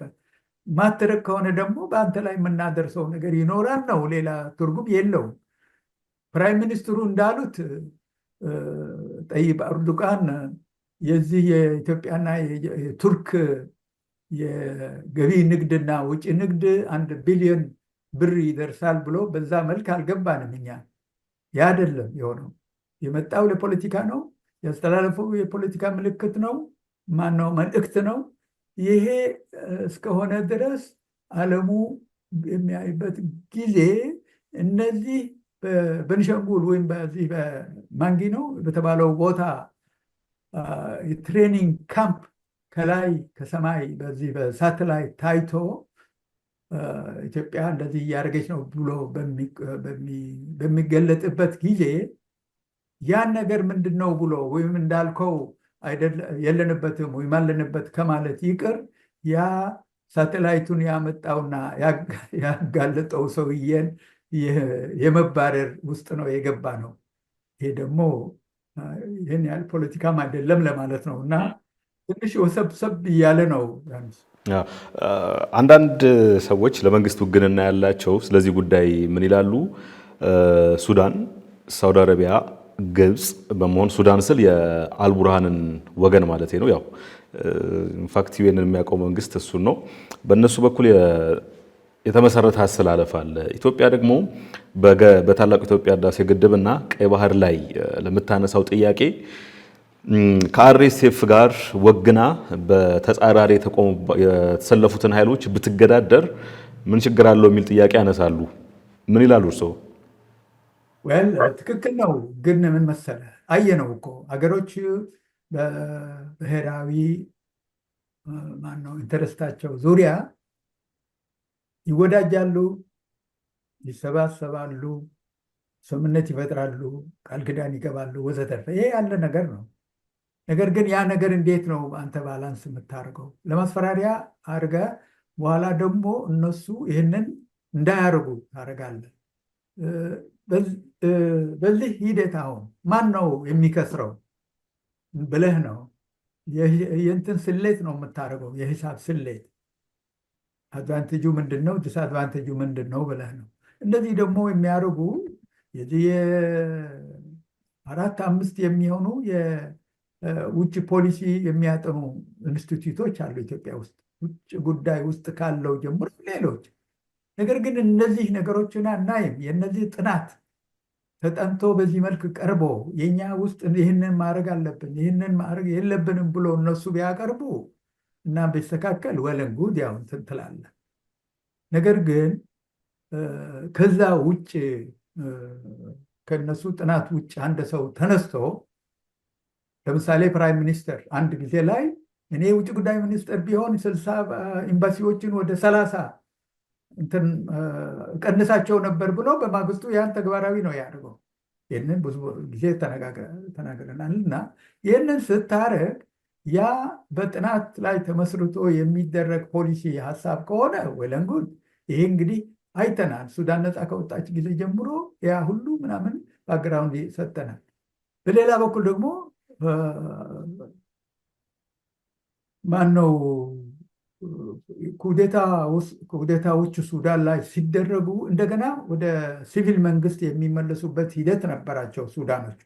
አንድ ሲቪል መንግስት እንደገና ሲመረጥ ሲመረጥ ደርግ በነበረበት ጊዜ የዚህ የኢትዮጵያ ህገ መንግስት የደርግ ህገ መንግስት ለማስረዳት ሱዳን ሄደን ነበረ። እኔም ነበርኩ እንዳጋጣሚ ያኔ ከዚህ ከብሔረሰብ ኢንስቲትዩት ወይም መምሪያ ሄጄ እዛ ምንድን ነው ብዙ ጊዜ ኢትዮጵያ ላይ በሚጽፉበት ጽፎ እንትን ብያለሁ እና ከኛ አስተናጋጅ የነበረው ሚኒስትር የነበረው ሰውዬ የእኛን ሚኒስትር ደግሞ የባህል ሚኒስትር ሻለቃ ግርማ ይልማ ነበሩና ደጋግመን ምን አልናቸው? ደጋግመን እናንተ እኮ የእኛን ችግር አትፈቱም፣ እኛ ደግሞ በጃንሆይ ጊዜ ፈተንላቸዋል፣ አሁን ደግሞ እንደዚህ አድርገንላቸዋል፣ አሁን ደግሞ እንደዚህ አድርገንላቸዋል ብለን ደጋግመን ስናወራ ሰውየው ምን ቢል ጥሩ ነው እንዴ? እናንተ እኮ መነጋገር ከፈለጋችሁ ከጠላቶቻችሁ ጋር ወይም ከእናንተ ተቃዋሚዎች ጋር እኛ እኮ ዩአር ሬዲ፣ እናንተ ደግሞ ተነጋገሩ ብላችሁ እኛ ተነጋግረናል ከራሳችን ሰዎች ጋር ከጆን ጋር ከሌላው ጋር እየተነጋገርን ነው። እናንተ ግን ለመነጋገር ዝግጁ አይደለም። አሁን የሻዕቢያ የውጭ ጉዳይ ኃላፊ ምናምን ሰኢድ ምናምን የሚባል ሰው በኋላ ሞተዋል መሰለኝ። እሱ እዚህ ካርቱም ነው ያለው። አሁን ላምጣውና አነጋገሩታል። እኛ ምን አደረግን? ተያየን። ሌላ አንድ ኮሎኔል የደህንነት ኮሎኔል ነበረ፣ ሌላ ሰዎችም ነበሩ። ተያየን። ለምን? በኋላ እሽሻንና ወጣንና አሁን እኛን የዛ ዴሌጌሽኑ የላከንና ከኛ ሪፖርት የሚጠብቀው ለገሰ አስፋው ነው። ለለገሰ አስፋው ያን መንገር ማን ደፍሮ ነው የሚነግረው? እንደዚህ ልንነጋገር ነው ከሻዕቢያ ውጭ ጉዳይ ነው። ሱዳኑ ግን ያለው እናንተ መነጋገር ዝግጁ አይደላችሁም ከሰዎቻችሁ ጋር ነው። ዲስ ኢዝ ትሩ። ልክ ነው ይሄ። እና ምን ለማለት ነው? ከራስ ሰዎች ጋር የምትነጋገርበት የራስን ችግር የምትፈታበት ሱዳን ውስጥ ገብተው እንግዲህ አብይ ያኔ ሄደው እንትን በሚልበት ጊዜ ያየነው ሂደት ነበረ። ነገር ግን ማን ነው እዚህ ውስጥ እሱን የዶለው? አንድ ምንም የማይል አሁን ዛሬ በዓለም የተወገዘ በኔ ዛዴ የሚባለው እርጉም ሰውዬ ነው። ሶል ሴት ይቅርታ ለቃሉ ይህንን ነው ወይስ የእውነት የኢትዮጵያ የጥናት ክፍሎች ኢንስቲትዩቶች፣ ሌሎች የሚመለከታቸው ሰዎች ኢንክሉዲንግ የጎረቤት ሀገሮች መምሪያ ኖት ጌታቸው ረዳ እና ጎረቤት ምናምን የሚባለው ሳይሆን የጎረቤት ሀገሮች ክፍል ዋና ክፍል የሚባል ትልቅ ክፍል አለ ውጭ ጉዳይ ውስጥ። እነዚህ የሚያወጡት ፖሊሲ ከሆነ ወለንድጉል ጥናት ከሆነ፣ ከዛ ውጭ ከሆነ ግን ስሜት ነው። ከዛ ውጭ ከሆነ ወንድሜ ነው። ከዛ ውጭ ከሆነ ሌላ ነገር እንዳልጨምር እዚህ ላቆም ነው። ጥሩ። ኤሚሬትስን የምናነሳት እንደው ያለ ምክንያት አይደለም፣ በቂ ምክንያቶች አሉ። አብዝታ ትብጠለጠላለች፣ ትወገዛለች። አሁን በአርኤስኤፍ ጉዳይ እንኳን ስሙ አብሮ ተነስቷል። በእሷ እገዛ ነው ቤኒሻንጉል ጉሙዝ ውስጥ ወታደራዊ ማሰልጠኛ የተቋቋመው ተብሏል። በእርግጥ እሷ አስተባብለዋለች። እና እዛው በሱዳን ውስጥ በሊቢያ በየመን እናውቃለን ብዙ ነገር ስለ ከቅርብ ጊዜ ወዲህ አንዳንድ እሷን የሚከታተሉ ተንታኞች ኢምፓየሯ እየፈረሰ ነው ይላሉ። እና በቅድሚያ ኢምፓየር ነበራት ወይ የተባበሩት አረብ ኤሚሬትስ? በተለይ በአፍሪካ ቀንድ ላይ ከነበራትስ ምን አይነት ኢምፓየር የሚለውን እንመልከት እስቲ። ኢምፓየር ሲባል እኮ ሰፊ መሬት አጸግዛት አይደለም። አጸግዛት ብቻ ሳይሆን የምትቆጣጠረውና ኢንፍሉወንስ ወይም ደግሞ ተጽዕኖ የምታሳድርበት መንግስታት የግድ የመሬት ጉዳይ ብቻ መሆን የለበትም አላት ማለት ነው። ኢምፓየር የወደቦች ኢምፓየር አላት እንዳየነው ከሲያትል እስከ ኤደን እስከ ፖሲብሊ ሲንጋፖርን አላቅም ብቻ ግን እስከ ምናምን ድረስ አላት። ያ ራሱን የቻለ የወደቦች ኢምፓየር ነው። ሌሎች የገንዘብ ኢምፓየር አላት። በየቦታው የምታደርገው ነገር አለ። የሎፒ የማድረግ ኢምፓየር አላት። የእሷ አምባሳደር አሜሪካ ያለው እንደፈለገ የአሜሪካን ፕሬዚደንት እንዲመረጥም እንዳይመረጥም የማድረግ ኃይል አለኝ ብላ የምትጠራራ ሀገር ናት። ይህም ፓር ነው። ግን በእንትን ላይ እንግዲህ በትክክል እንትን ላይ አለመመስረቱ የምናየው አሁን ባለው ሂደት በአጭሩ ምናምን ውስጥ የሳዑዲው ፕሪንስ 24 ሰዓት ውጣ ሲባል የግድ እንደምናምን የምትወጣ ከሆነ ሌሎች ሀገሮች በሚነሱበት ጊዜ እንዳውም ኤርዶጋን ወደ አንተ እመጣለሁ ሲል እኔ አሞኛል ብሎ ምንድነው ደብቁኝ ደብቁኝ የሚልበት ሂደት ከሆነ ወይም ደግሞ የራሱ ወንድምና ሌሎች ደግሞ አሚሮች በሚነሱበት ከሆነ ያ ነገር መሰረት የለውም ማለት ነው። መሰረቱ በጣም እንትን አይደለም፣ የተናጋ ነው። አሁንም ሲናጋ ነው የምናየውና ኢምፓየር ነበራት ለሚለው ነበራት። ክራምፕል ወይም ደግሞ እየፈራረሰ ነው ወይ እሱን አናቅም። ግን ደፍኒትሊ ይቺ ሀገር እንደገና ፖሊሲዋን ሌሎችም ከአብስታይን ስካንደል ጀምሮ በዚህ በሴቶች ትራፊክ ውስጥ ሁሉ ስማቸው የተዘፈቀ ሰዎቹ ተራ በተራ ለጊዜው እያስወገዱ ነው እና እናያለን። ግን አትሊስት ገንዘብ ስላለው እንደፈለገ ማድረግ ስለሚችል ብቻ ከሱ ጋር አትወዳጅም። ኢምፓየር አለ በሚለው ከተስማማን አሁን የገንዘብ በወደቡ ላይ ሎቢ በማድረጉ ላይ ኢምፓየር አለ ብለውኛል እና እየፈረሰ ነው በሚለውም የሚስማሙ ይመስለኛል ከገለጻው በመነሳትና በምን ምክንያት ነው እየፈረሰ ያለው? እየተናጋ ነው። በምን ምክንያት ነው እየተናጋ ያለው? እሺ እየተናጋ ያለው አሁን ባለው ስካንዳልና እንትን በመጋለጡ ነው። ይሄ ሁሉ ምናምን እንግዲህ ከዚህ ከአብሽታይን የተባለው ሰውዬ ቅሌት እና ጀምሮ እስከ ሱዳን እስከ ሶማሊያ እስከ ድረስ በተፈጠረው መጋለጥ የግድ እንደገና የሚያስቡበት ሳውዲ ባላት ኢንፍሉዌንስ እዚህ ሰውዬ ላይ ቀጥታ የምታሳርፍበት ተጽዕኖ ከዚህ ውጣ፣ ከግብፅ ውጣ፣ ማን ነው ከየመን ውጣ ተባለ፣ ከሱዳን ውጣ እያለችው ነው። ከሊቢያ ደግሞ በዛ በኩል ደግሞ እንዳይደርስ ለዚህ ለራፒድ ፎርስ የተባለው ኃይል እንግዲህ ወደ ምዕራብ ነው ያለው። ምዕራብ ማለት ዳርፎር፣ ኩርድፋን እንደዚህ በመሳሰሉ አካባቢ ነው ያለውና ለነሱ የሚደርሰው ማን ነው ትጥቅና ስንቅ በሊቢያ በኩል ነበረ፣ በነ ሀፍተር በኩል ነበረ። ያን እንዳይደርስ ተደርጓል። ስለዚህ በቻድ በኩል እንዳይደርስ የቻዱ መሪ ፓሪስ ነበሩ። ያ በዛ በኩል እንትን ተደርጎበታል። በየት ነው ከዚህ በኋላ የቀረው? በኢትዮጵያ በኩል ብቻ ነው። አሁን ደግሞ ይሄ በሳተላይት ተጋልጦ አሁን ኢትዮጵያ የኢዘር ይህንን ማድረግ አለባት ወይም ደግሞ እነዛ ሌሎቹ ሰዎች ደግሞ ኢፍ ዩ ዱ ዲስ እኛ ደግሞ ይህንን እንደምናደርግ ወቅ ነው ሜሴጁ።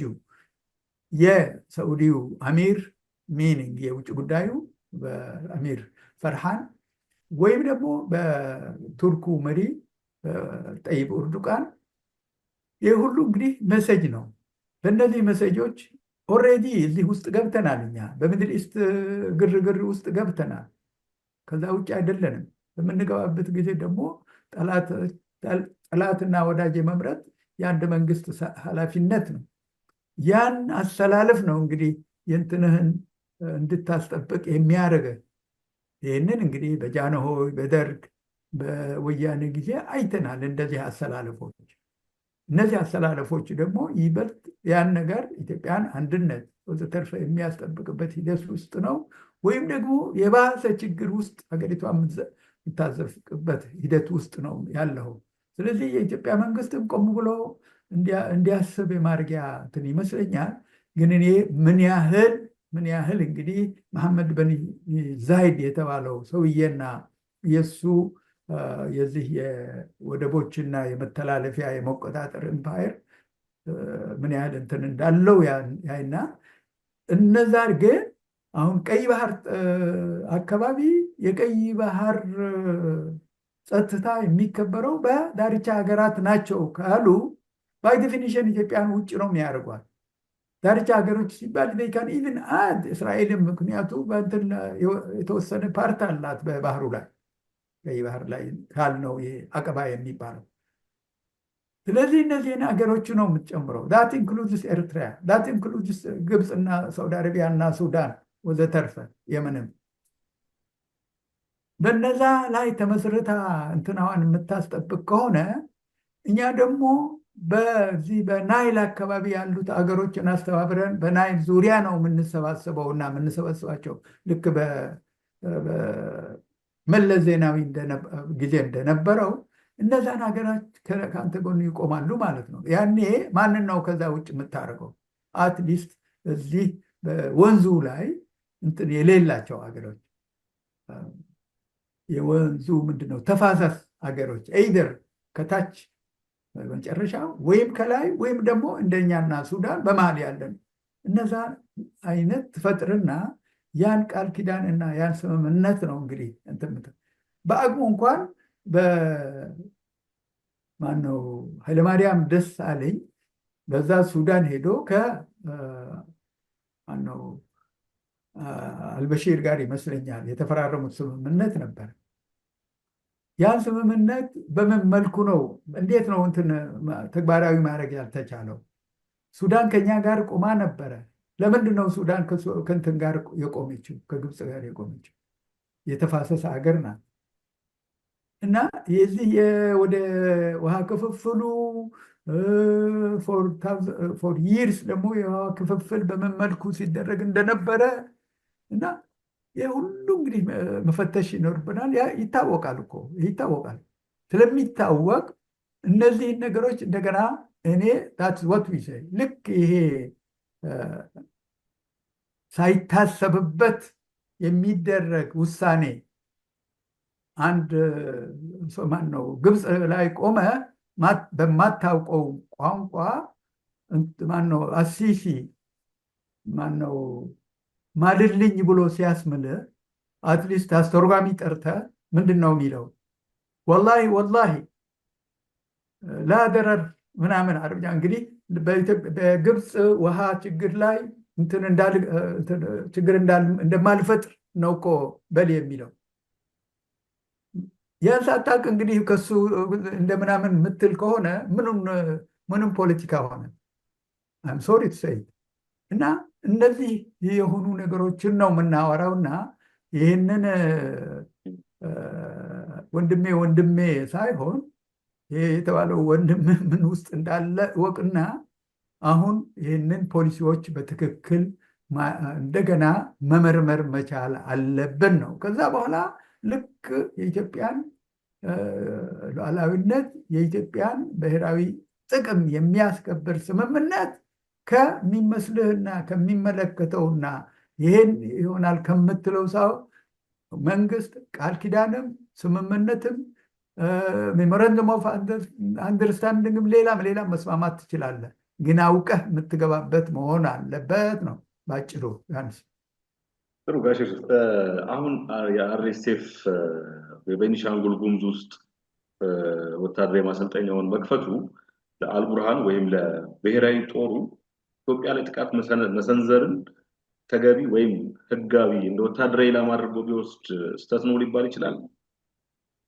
ወል እንግዲህ ኢትዮጵያ ውስጥ ከገቡ ሌላ ችግር ነው። ግን ኢትዮጵያ ውስጥ ሳይገቡ እነዛን ያሉበት ቦታ ቅርብ ነው። ቅርብ በመሆኑ የራሳቸው ሰዎች ሊልኩ ይችላሉ። ዶንት ፎርጌት እነዚህ ሰዎች እንግዲህ አሁን ኩርድፋንና ማነው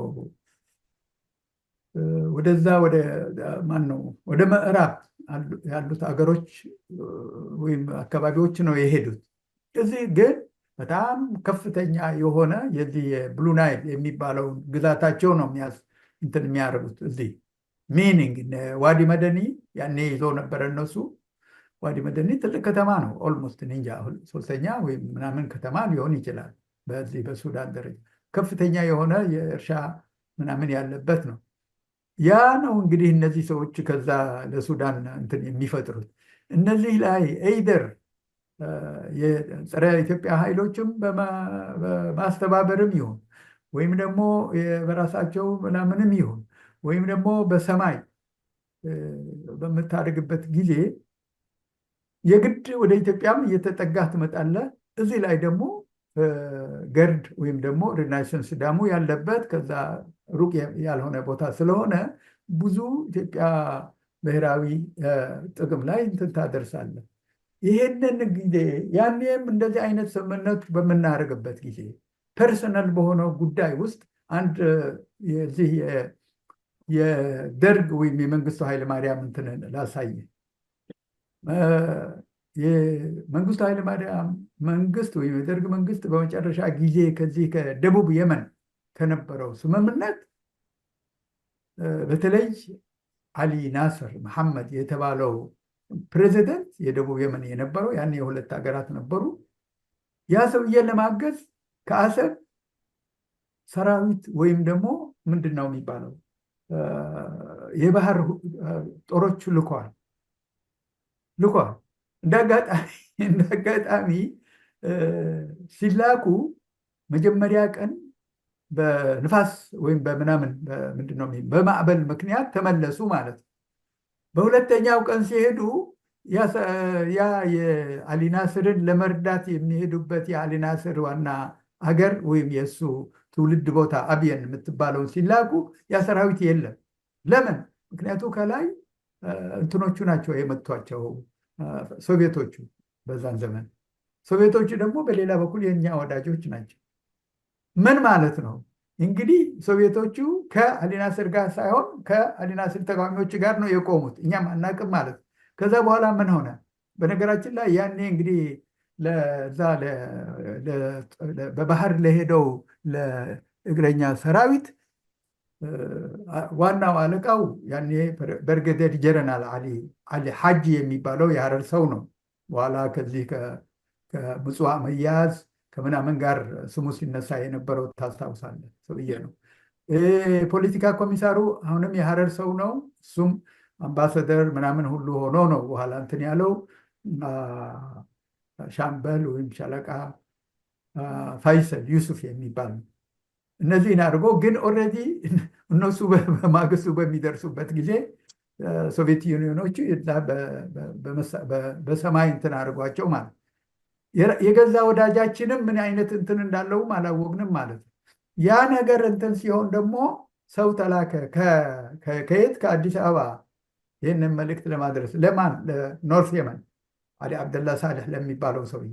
እሱ ከእሱ ጋር ሲነጋገር አሰብ ያለው ኢትዮጵያዊ ያን እንትኑ የሰንዓን ቪዲዮ ማን ነው ቲቪ ያያል፣ ማየት ይችላል። ቀጥታ ነዋ። የእኛ ሰዎች ይነግሩናል። ሰዎቹ እዛ እየተነጋገሩ ነው። ፍስሐ ደስታ ማለት ነው። ደስታ ነው የተላከው። እና እንደዚህ አይነት ስህተቶችን ታያለ ይደረጋሉ። ገብተዋል። ማዕት ነገር ልነግርህ ይችላል። ስህተት ነው። ስህተት ግን ያስከፍልሃል። የነዚህ የውስጣቸው ጉዳይ ውስጥ ገብተህ ስትፈተፍት ሳፈር እና ታደርጋለህ ለማለት ነው። ይህ የብልጽግና መንግስት ብቻ ሳይሆን ሌሎችም ስህተት አድርገዋል።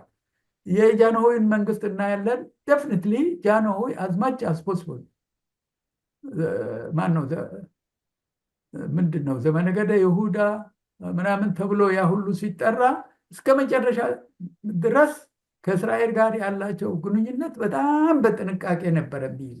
በጣም በጥንቃቄ በጣም እናያለን። ስሩአውት ኤምባሲዎች የነበሩበት ለእስራኤል ራሷ ሪኮግኒሽን የሰጡበት ሂደት ያን ሂደት እንትን ለማድረግ ማለት ነው። አረቦቹን ምንድነው ያስታመሙት እንበል እነ ናስርን ሲያስታመሙ። ምክንያቱ ዛ ብዙ የተወራለት የአፍሪካ አንድነት የመመስረት ሂደት የዚህ ከዘበላንካና የሞንሮቪያን ሰዎቹ ከተማ ይፍሩ የሚያደርጉት ሂደት ያን ስናይ ከፍተኛ የሆነ የዲፕሎማቲክ ስራ ሲሰራ ነበረ።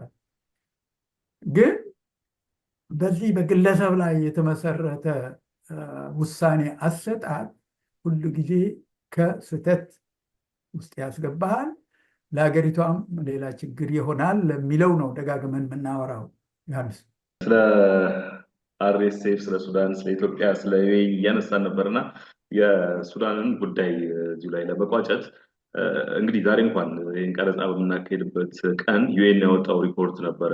አርኤስኤፍ በኤልፋሽር ጄኖሳይድ ወይም የዘር ማጥፋት እንደፈጸመ የሚያሳዩ ምልክቶች ወጥቷል የሚል ነገር ሳነብ ነበር አልጀዚራ ላይ እና ከዚህ በፊት ተመሳሳይ ክሶች ሲቀርቡበት የነበረ ድርጅት ነው የሄሚቲ ጦር። ከዚህ አኳያ ኢትዮጵያ ቤኒሻንጉል ላይ ማሰልጠኛ ካምፕ እንዲከፍት መፍቀዷ ምናልባት ማዕቀብ እንዲጣልባት ያደርግ ይሆን? አናቅም። ግን ማዕቀብ እንኳን ባይጣልባት አትሊስት ይሄ ድርጅት እንግዲህ በአንድ በኩል ምንድነው የሚባለው ይሄ ቴሮሪስት ኦርጋኒዜሽን እንዲባል የሚፈልጉ ኃይሎች አሉ። ለዛ የሚታገሉና በብዙ መድረኮች ያን ለማድረግ እንግዲህ ያን ካረግ ዋና ሰውየው ወደ ሄግ የሚላክበት ወዘተርፈ እነዚህ አይነት ሂደቶች ነው ለመፍጠር የሚሞክሩት። ማን ነው አሁን ይህንን ኃይል እንግዲህ እኔ ነኝ የምታደገው ብሎ በትክክል ወጥቶ ሊያደርገው ከዚህ ሊያድነው የሚችል ኃይል እንዳለ አላቅም። ግን ደፍኒትሊ አልፋሽር ብቻ ሳይሆን በብዙ ሀገሮች በብዙ የምዕራብ ሱዳን ውስጥ የተፈጸመው እልቂት፣ ማሳከር፣ እንደዚህ የመሳሰሉት ነገሮች በጣም የሚያስፈሩ ናቸው። ፕሬዚደንት ኤርዶጋንም በቀደም ከጠቅላይ ሚኒስትሩ ጋር ቆመው የሚያትቱት ስለዛ አካባቢ ነው። በእስላሙ ዓለም በአረቡ ቴበር እያሉ የሚሉትና ደፍኒትሊ ከዚህ በፊት እንግዲህ እነዛ አካባቢ የነበሩት ጆዜፍ ኮኒ ነው ኮና የሚባለው የኡጋንዳ ሰውዬ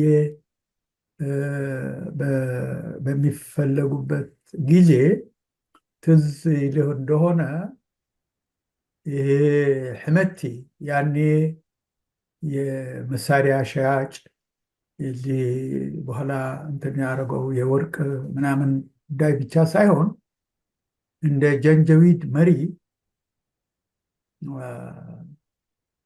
የቀረበበትና የሲኤንኤን ሪፖርተሯ ማነች ነዕመል ባቅር የምትባለዋ ልጅ ኢንተርቪው አድርገዋለች። እንደዚህ ምናምን ተሸፋፍነዋል በዛ በጀንጀዊድ እንትን ከዛ ደረጃ የመጣ ሰው ነው እንግዲህ ጀነራል ሆኖ ከሌላው ጀነራል ጎን ተሰልፎ ሪሃቢሊቴት ወይም በቅቶ ካደረገ በኋላ ነው አሁን እንደገና ወደ ይህንን የትጥቅና የስንቅ መስመር ከተቋረጠበት በኋላ ወዴት ነው የሚሄደው? በተለይ የዚህ የወርቅ ንግዱ የሌላው ምክንያቱ በጣም ከፍተኛ የሆነ ወርቅ ያለበት ቦታ ነው። ያ ወርቅ እንግዲህ በዛም ይውጣ በዚህ ይውጣ ወደ ዱባይ ነው የሚሄደው እና ይህንን ሂደት ነው የምንመለከተው እና ከነዚህ ሰዎች ጋር ያለው ግንኙነት እንኳን ለአንድ መንግስት ለአንድ ግለሰብ ስም ማጉደፉ ሳይታለም የተፈታ ነው ባጭሩ። ጥሩ፣ ወደ ኢትዮ ኤርትራ ውጥረት እንሸጋገር እስቲ። ካለፈው አንድ ዓመት ከመንፈቅ ገደማ የተለያዩ መግለጫዎች ወጥተዋል፣ የቃላት ምልልሶች አሉ። ኢትዮጵያ ለምታወጣው መግለጫ ከኤርትራ ማስታወቂያ ሚኒስትር በኩል ተደጋጋሚ ምላሾች ይሰጣሉ። የኤርትራው ፕሬዚደንትም ከአንድ ወይ ከሁለት ወር ገደማ በፊት የሰጡትን ቃለ ምልልስ ከዛም በፊት የሰጡት ተመሳሳይ ዘለግ ያለ ቃለ ምልልስ ነበር ኢትዮጵያን የተመለከተና በጥቅል ይህንን ርዕስ ለማንሳት እንዲያመቸን በሁለቱ ሀገራት መካከል ምን እየሆነ ነው? እንዴት ነው የሚረዱት ያለውን ውጥረት? አስቸጋሪ ነገር ነው። ምክንያቱ እነዚህ ሀገራት ታረቁ ሲባል ኤርትራ ያለው ህዝብ፣ በኢትዮጵያ ያለው ህዝብ፣ በአካባቢ ያለው ህዝብ የተደሰተበት ሂደት ሁላችን እናውቃለን። የዛሬ 6-7 ዓመት እንዳውም ዋና ቁም ነገሩ እነዛ ህዝቦች መደሰታቸው ሳይሆን ፕራይም ሚኒስትሩ የሰላም ፒስ ፕራይዝ ወይም ኖቤል ፕራይዝ ያገኙበት ሂደት ነው የምናየው። ይህ ለዛ ሁሉ እልልታ፣ ለዛ ሁሉ ምንድን ነው የሚባለው ጥሩ ምኞት ከዛ ሳይቆይ ነው እንግዲህ እንደገና ወደዚህ የገባ ነውና በትክክል ያኔ ምን ላይ ነበር የተስማሙት? ምን ላይ ነው የተፋለሱት? ምን ላይ ነው እንደገና ሳውዲ አረቢያ እነሱን ጠርታ፣ አሁንም ይኸው መሐመድ በን ዛይድም ነበረበት፣ ጠርታ ይህንን እርቅ ተፈጥሮ ምኑ ላይ ተስማምቶ ምኑ ላይ ነው የተፋለሱት የሚለው ማንም የሚያውቀው ነው። ኢትዮጵያ ሕዝብ የሚያውቀው የለውም። የኤርትራ ሕዝብ የሚያውቀው የለውም። እንግዲህ በመሀል የነበሩት አደራዳሪዎቹ ወይም መስማሚዎቹ ወይም ሰላም ፈጣሪዎቹ ምን እንደሚያውቁ አናውቅም። ደፍኒትሊ እንግዲህ እነዚህ ሀገሮች ማያስማማቸው ነገር እንግዲህ በግልጽ ወደ ላይ የወጣው የዚህ የወደብ ጉዳይ ነው። የወደብ ጉዳይ በምን መልክ ነው መስማማት ያልቻለው? ተነጋግረዋል ወይ? ምክንያቱ ከማንም ከዚህ ከበርበራም ከማን ነው የሚባለው ከዚህ ከኬንያ ሰሜን ካለው ከሌላ ሁሉ ኢትዮጵያ በትክክል ቅርብም ኦልሬዲ ኢንፍራስትራክቸር ያለበት በብዙ መልኩ ደግሞ እንትን የምትለው ፖርት ቢኖር አሰብ ነው። ፖርት ቢኖር ጅቡቲ ነው። ፖርት ቢኖር ምናልባት ጅቡቲ ውስጥ ያለችው ሶስተኛ ወደብ ማነት ተጆራ ነች። እንደዚህ እያልክ ትሄድና በጣም ማአት ፖርቶች መጠቀም ትችላለህ። ማአት ፖርቶች እንግዲህ ፖርት ሱዳን እዛው አካባቢ ሰዋክን ምናምን እያልክ ከዚህ ውጭ ግን አሁን ጎልቶ የታየው የባህር አክሴስ ወይም ወደብ ነው። እዚህ ደግሞ እኔ አይ ቲንክ በብዙ መልኩ አትሊስት ለተወሰነ ጊዜ ስምምነት ሊያስገኝ የሚችል ነገር ይኖራል። ምክንያቱ ወደብ የመጠቀም እስከሆነ ድረስ ወደብ ደግሞ እንትን የመፍጠር ነው ብለናል። እቃ እንትን የማድረግ እቃ የመጫን የመራገፍና ፖሲብሊ ኦፍኮርስ የወደብ ቦታ ባህር ጠረፍ ላይ መኖር የሲኩሪቲም ጉዳይ ነው። ዴፊኒትሊ እሱ ጥያቄ የለውም። ያ ነገር ግን ኦልሬዲ የተበላሸውና ያን ቻንስ የጠፋው የዛሬ ስንት መሆኑ ነው? ኤርትራ ነፃ ስትወጣ 35 ዓመት መሆኑ ነው። ያኔ ነው አፋሮች አንድ የሚል አባባል አላቸው። ሰውየው የት እየሄድክ ነው? ግመል ፍለጋ ይለዋል። እንግዲህ እነሱ ሁሉ ጊዜ ግመላቸው ሲፈልጉ ነው ዘመዶቻችንን። ግመል ፈልጋማ በትናንት ቀረብህ፣ ኦልሬዲ ተበልቷላ ግመሉ አይነት ነገር ነው። ስለዚህ ምንድነው ጋሊ ጎረን ኪመል ሐረት ኩፍራ ይላል። ትናንት ነበረ ያ ግመል መፈለግ የነበረበት ግመል። ዳስ ዋት ሃፕንድ። ከዚህ በኋላ ምንድን ነው አገሮች መስማማት አለባቸው። ነገሮች ሲስማሙ ደግሞ ማት እንትን አለ፣ ማት ነገር አለ። ሶስተኛ ወገን ያስማማ፣ አንተም ቀጥታ ተነጋግረህ ያስማማ። ከዚህ በኋላ ደግሞ በግድ ወደብ ይዘህ አሰብን እንደ ወደብ ሌላ ምናምን በምትወስድበት ወስደህ ማሰራት መቻልህ ነው ትልቁ ጥያቄ። ማሰራት ማለት እንደ ወደብ እቃ ስታወቅ እቃ ስትጭን እና እንደ ናሽናል ሲኩሪቲ አይነት ስትጠቀምበት ነው ወደብ የሚሆነው። ከዛ ውጭማ የባህር ጠረፍ ነው። የባህር ጠረፍ ይታይ እንግዲህ ሶማሊያ 3500 ምናምን አላት ተባለ። ካናዳ የምትባል ሀገር 350 ኪሎ ሜትር የባህር ጠረፍ አላት። ያ ሁሉ ግን አይጠቅማትም። የሚጠቅማት ወደብ ያለበት ቦታ ነው እንደ ወደብ የሚታየው። ስለዚህ ከዚህ በኋላ እነዚህ ሀገራት መስማማት ያለባቸው በዚህ ሂደት ነው። ይህንን ደግሞ በእንትን በምናይበት ጊዜ በዛን አንድ ጊዜ የአፋር ካርድ የመምዘር አንድ ጊዜ አፋሮቹን ኢትዮጵያ ጎኑ ለማሰለፍ ካርድ ሲመዘዝ ሳይሆን እነዚህ መንግስታት ተነጋግሮ የግድ አንድ ደረጃ መድረስ አለባቸው። ከዛ በኋላ መንግስታትም እየተቀራረቡ ህዝቦችም እየተቀራረቡ እዚያ አካባቢ ሊፈጠር የሚችለው ካልሆነ በግድ አንዱ ከአንዱ የሚነጥቀው መሬት በዘለቄታ ወደብ ሊሆን አይችልም ነው ደጋግመን ያየ ነው የምንለው። በዓለም ደረጃም ብዙ ያወራ ነው። አንዱ እንደዚህ የሚነጣጠቁ መሬቶች ለቀጣይ ጦርነቶች ምክንያት ይሆናሉ ብለናል። ለምሳሌ በጀርመንና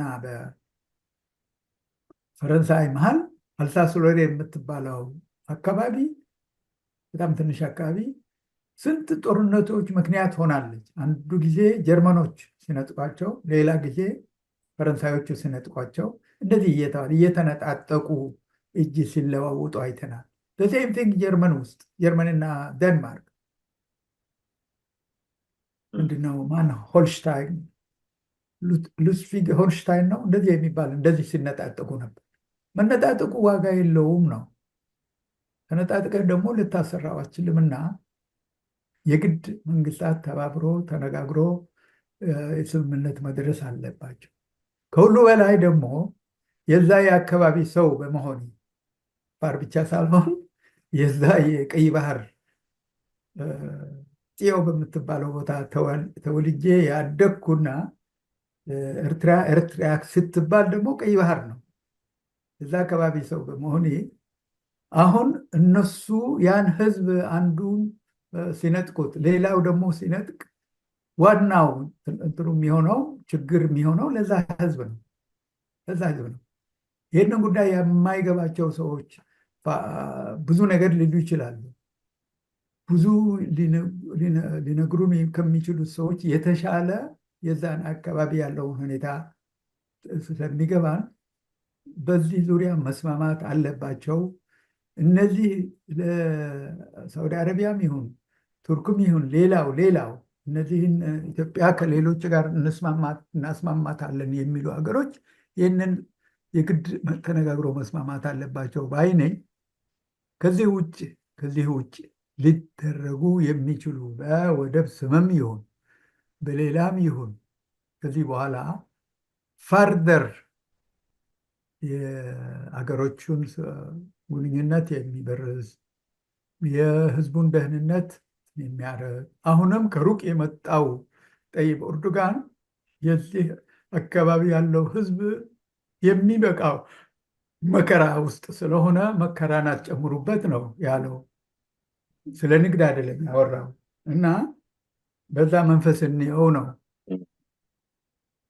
ይህ የመግለጫ መውጣትና የቃላት ምልልስ ወደ ጦርነት ሊቀየር የሚችልበት እድል አለ ብለው ያስባሉ?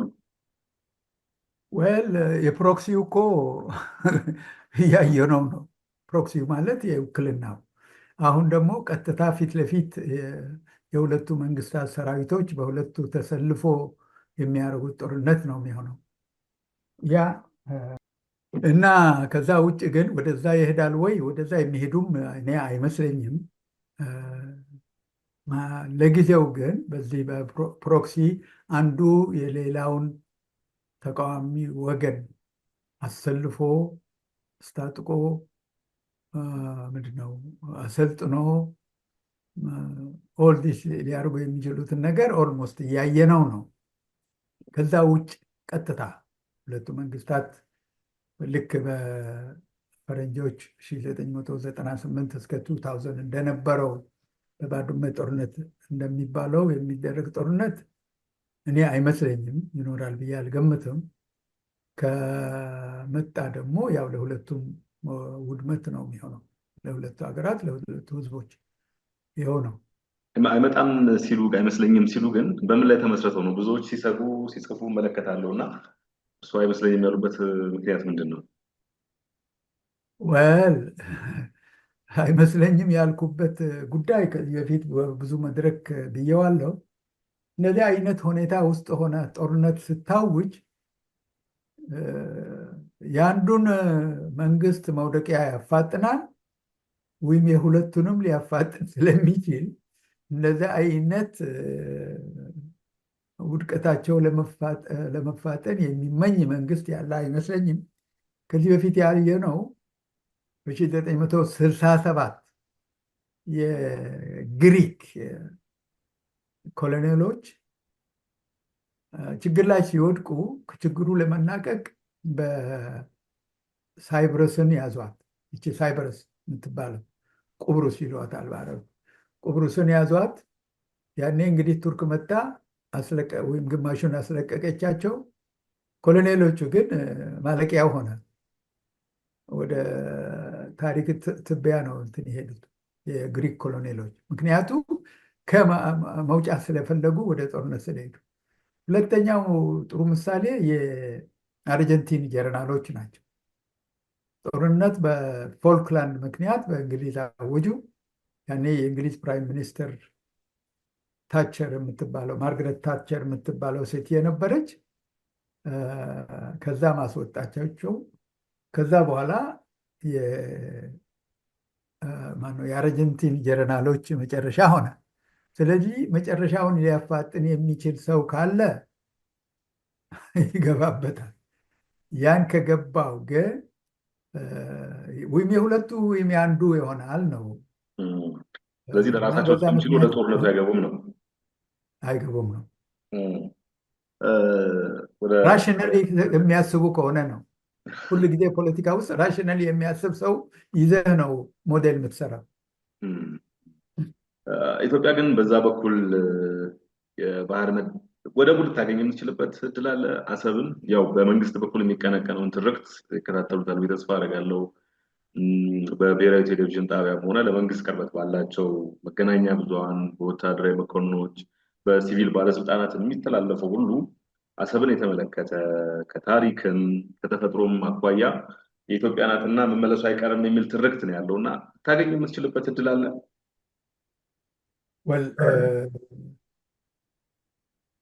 የመጠቀም እድል በጣም ሰፊ ነው እንደ ወደብ። ምክንያቱም መንግስታት ሲስማሙና ሲቀራረቡ ብለናል። በግድ ግን መነጣጠቁ አውርተናል በሰፊው። መነጣጠቁ ለመጠቀም ደግሞ ሌላ ችግር ይፈጥራል ነው። ለመጠቀሙ የዚህ የቀይ ባህር ጠረፍ በኤርትራ ውስጥ ያለው የአፋር አካባቢ ኦልሞስት 700 ኪሎ ሜትር ነው የሚሆነው። 700 ኪሎ ሜትር። ኢትዮጵያ መንግስት የሚፈልገው አንድ ኮሪዶር እና ወደ አሰብ ወደብ ነው። ወደብ እንዳልነው ደግሞ ምንድን ነው የሚፈጥረው? የእቃ መራገፊያና መጫኛ ቦታ ነው። ክሬን ያለበት፣ ክሬኖች ይሄ መውረጃትን ያለበት ቦታ ነው። ከዛ ውጭ ለዛ ለተባለው ምንድን ነው ናሽናል ኢንትረስትም ይሁን ለሌላ አይጠቅምህም። ያን ኮሪዶር ፈጥረህ ለመግባት እነጣጠቁም አይሆንም ነው። እንግዲህ ስምምነት ከሆነ ለጊዜው አትሊስት ስምምነት ተስማምተህ ያ የተባለው የምትለዋወጠው ነገር ካለ ተነጋግረህ በጣም ረጅም የሆነ ስምምነትና በጣም በብዙ መልኩ መታየት ያለበት ነገር ማድረግ መቻል አለብን ነው ለእኔ ማየው፣ ከቅርብ የማየው ነገር ነው የምነግርህ። እነዚህ ሁለት ሀገሮች የሚቀራረቡ ከሆነ እኔ አይ ቲንክ በብዙ መልኩ የምንመለከታቸው ነገሮች እንዳውም የሚያቀራርባቸው ነገሮች ነው የሚኖሩ በኋላ በኮንፌዴሬሽንም በፌዴሬሽንም በሌላም መልኩ ይኖራል።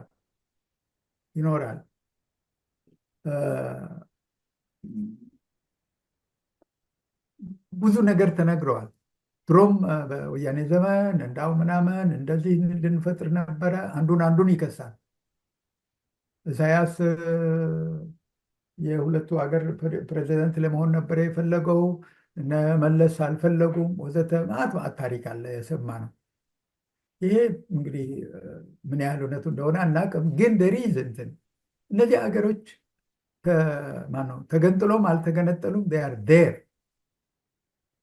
ያኔ 98 ጦርነት ሲጀመር አንድ አለ እንግዲህ በዚህ በእንትን አርቲክሎች በዚህ በጦቢያ አርቲክሎች ያልተጠናቀቀ ፍቺ ያልተቻለ ጉርብትና የሚል አርቲክል ነበር።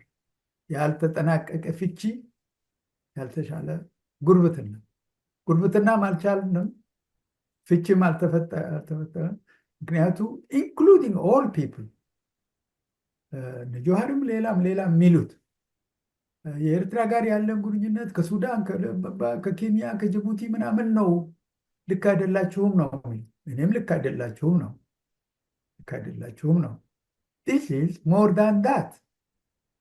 ይሄ ግንኙነት ከኬንያ ጋር ያለን ግንኙነት አይደለም፣ ከምናምን ሌሎች ጎረቤት ሀገሮች ጋር ያለን ግንኙነት አይደለም። በዚህ በሌላ ዙሪያ በምንዋይበት ጊዜ አንዳንድ ጊዜ ቶታሊ ልክ እነዚህ ሀገሮች በግድ የተገነጠሉና በሁለቱ በኩል አንድ ላይ እንደገና ለመምጣት ፍላጎት ኖሯቸው ሌላው ኃይል ይህን እንዳይሆን እንደሚያደርግባቸው ነው የኢትዮጵያ ሕዝብ አንዳንድ ጊዜ ወይም መንግስታት የሚያስመስሉት፣ ወይም ደግሞ በኤርትራ በኩልም ይህንን ይመስላል። ደርፎር ያ ምን ማለት ነው? ሁለት የመኖች ነበሩ፣ አንድ ነን፣ ግን የከፋፈሉን ሰዎች አንድ እንዳንሆን ያደርጉናል ብሎ ሲታገሉ ነበር። አንድ ሆኑ። ችግር አሁንም ቢኖራቸው ሁለት ጀርመኖቹ ሴም ቲንግ በሁለተኛው ዓለም ጦርነት ማብቂያ ላይ ሀያላን መንግስታት አለያዩ። ስላለያዩን አንድ እንመጣለን አይቀርም። ቱ ስቴትስ ዋን ኔሽን፣ ሁለት መንግስታት አንድ ህዝብ በሁለት መንግስታት አይነት ትርክት ነበራቸው። እኔ በርሊን ነበርኩ እንዳነበብኩ ያኔ በሚሆነ እንትና ያ ቪሊ ብራንት የሚባለው ሰውዬ የበርሊን ከኛ በፊት ነው የበርሊን ከንቲባ የነበረውና የእውቁ ሰው ሄዶ ነው እዛ መጀመሪያ እንትን ሲከፍት ለዛ ጀርመን ህዝብ በሂትለር ዘመን በፖላንድ በሌሎች ያደረገው ጥፋት ይቅርታ ለመጠየቅ ክኒፎል የሚሉት ምንድን ነው የሚባለው እንትን ሆነ፣ ወደቀ ማለት እንትን ማን ነው ይቅርታ አድርጉልን ለማለት ነው ያደርገው። ዓለም ሁሉ እስካሁን የሚደነቅበት። ከዛ በኋላ ያን ተከፍቶ ነው እንግዲህ በርሊን ዎል ሲሰበር እነዚህ ሀገሮች አንድ ሆኑ። በርሊን እኛ ስንኖርባት በሁለት ተከፍላ ነው። አንድ በዚህ አለ፣ በዛ ስትፈተሽ አለ፣ ትገባለ ማለት ነው። በዛ ኮሚኒስት ነው፣ በዚህ እንትን ነው፣ እንደዚህ እየተባለ ግን አንድ ሆኑ። መጨረሻ ላይ ሁሉም ተደሰተ። እነሱም ተደሰቱ፣ የእነሱ ወዳጆቹም እኛም ተደሰት። ለምን? ምክንያቱ የህዝብ አንድነቱ ሲፈልግ አይተነዋል። አንድነቱን አገኘ። ግን አንድ ነን ብሎ ነው ትርክቱ የቀጠለው። ኮሪያን ብንወስድ እንደዛ ነው። ባይገርም ኮሪያ ውስጥ እንዳውም አልፎ ተርፎ ሁለት ኮሪያ ውስጥ በደቡብ ኮሪያ ውስጥ የአንድነት ሚኒስትሪ አለ። ስራው ምንድን ነው? እነዚህን ሁለት ኮሪያዎች አንድ ላይ ለማምጣት የሚሞክር ስራው እንደዚህ የተሰጠዋል። ስለዚህ አንዳንድ ጊዜ የኢትዮጵያና የኤርትራ እንትኖች መንግስታት እንደዚህ በግድ ያስገነጠሏቸውና አሁንም የሚነፋፈቁ ልክ ድሮ ኤርትራና ኢትዮጵያ በፌዴሬሽን ሲታቀፉ 1952 ይመስለኛል በፈረንጅ ፊቱ ላይ ጃንሆይ ገና ወደ መረብ ሲሉ ያሉት ፎቶዎችን እናያለን። እና የዛን ጊዜ የነበሩት ዘፈኖች በትግርኛ በሌላ ስናይበት ነው እንግዲህ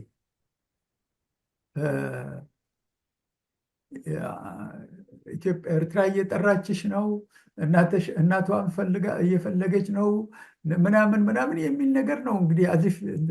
እና ያን አይነት ኖስታልጂ ያላቸው ሰዎችም አሉ እዛ ተው በዚህና በዛ አሉ የሚባሉት አፋርም ይሁን ትግርኛ ተናጋሪም ይሁን ኩናማም ይሁን ኢሮብም ይሁን በአጠቃላይ መልኩ እንደዚህ አይነት ሂደት እና ያልተጠናቀቀ ፍቺ ነው። ጉርብትናውም አልተቻለም። that is the problem። ጉርብትናም ፈጥረን በኋላ እንደገና at least in one form of another of የሉዝ አይነት ስምምነት የምናደርግበት ሂደት ይፈጠራል ብዬ ገምታለሁ።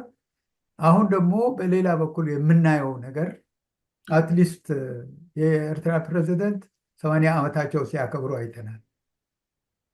80 ዓመታቸው ሲያከብሩ እና ልጃቸው ደግሞ እዛ ትንሽ ፈገግ ብሎ ቁጭ ብለዋል። እንግዲህ እንትን ወደ ስልጣን ሊያመጡት ይሞክራሉ የሚባለው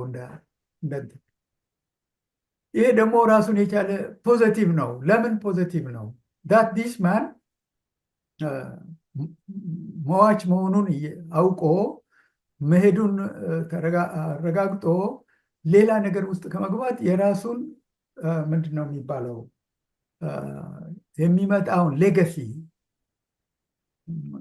የመፈለግ አይነት ነገር ነው። ምክንያቱ 80 ላይ ጃንሆይ ያኔ ኦልሬዲ እንትን ውስጥ የገቡበት ሂደት ነው ያየ ነው። 80 ዓመታቸው ሲያከብሩ ሌሎች በአካባቢያችን ያሉ 80 እያከበሩ ያሉትን ሰዎች እናያለን። የዚህ የደቡብ ሱዳኑ ሰውዬ በቀደም አይተሃል፣ እዛ እንዴት አካሄዱን አይተሃል፣ እንዴት እንደሚራመድ እና እንደዚህ አይነት ሂደቶች ልጃቸውን ማውረስ የፈለጉና ያልተሳካላቸው ብዙ ቦታዎች አይተናል። በግብፅ አይተናል፣ ሊቢያም አይተናል፣ በሌላም አይተናል። ነገር ግን ሲሪየስ ሊታስቦበት ይሄ ሲደረግ ኢኳሊ ይህንን የኢትዮጵያና የኤርትራ ችግር አሁን የተባለው ያልተጠናቀቀው ፍችና ያልተቻለው ግርብትና ይህንን ሰውዬ ሳይሄድ እንትን ማድረግ አለበት ነው፣ ወደ እንትን መመለስ አለበት። ዲስ ኢዝ ፓርት ኦፍ ሂዝ ሌጋሲ ሆኖ መቀጠል ያለበት ነው። እንትኖቹ አልፈለጉኝም፣ ምንድነው ትግሬዎቹ ናቸው ምናምን የሚለውን ነገር አይሄድም። የግድ ይህንን እንትን መደረግ አለበት። በዚህ ሂደት አይ ቲንክ ዊ ሲ ሰም ላይት ኦን ዘ አዘር ሳይድ እና አይ አም ሹር እንግዲህ ብዙ ነገሮች ይኖራሉ። አንድ ሰው ሟች መሆኑን አውቆ ለምናምን ሲዘጋጅ ነው እንግዲህ አንድ ለሌጋሲው ለማስተላለፍ ዝግጁነቱ የምናየውና ይህንን በፖዘቲቭ መልክ ብናየው ጥሩ ነው። ጥያቄዎችን ጨርሻለሁ። ስለተገናኘን በጣም ደስ ብሎኛል። ግን ከተገናኘን አይቀር ይሄን ሳለል ባያልቅ ካሉ በሱ መቋጨት እንችላለን። በዚሁ ሀሳብ ካለው መቋጨት እንችላለን። ታንክ ዩ። ችግር የለውም። እዛ እንቋጨዋለን። በጣም አመሰግናለሁ። ጥሩ ኖት ነው፣ በፖዚቲቭ ኖት ስለሆነ ችግር የለውም። እሺ፣ አስመራዎቹ ይወዱታል ወይ ሌላ ታሪክ። እንግዲህ በሌላ ርዕስ ሌላ ጊዜ እንገናኛለን ብዬ ተስፋ አድርጋለሁ። ጋሽ የሱፍ ያሲን ስለነበረን ቆይታ ከልብ አመሰግናለሁ።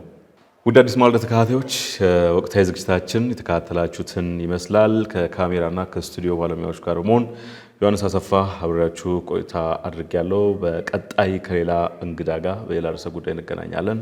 ጤና ይስጥልን።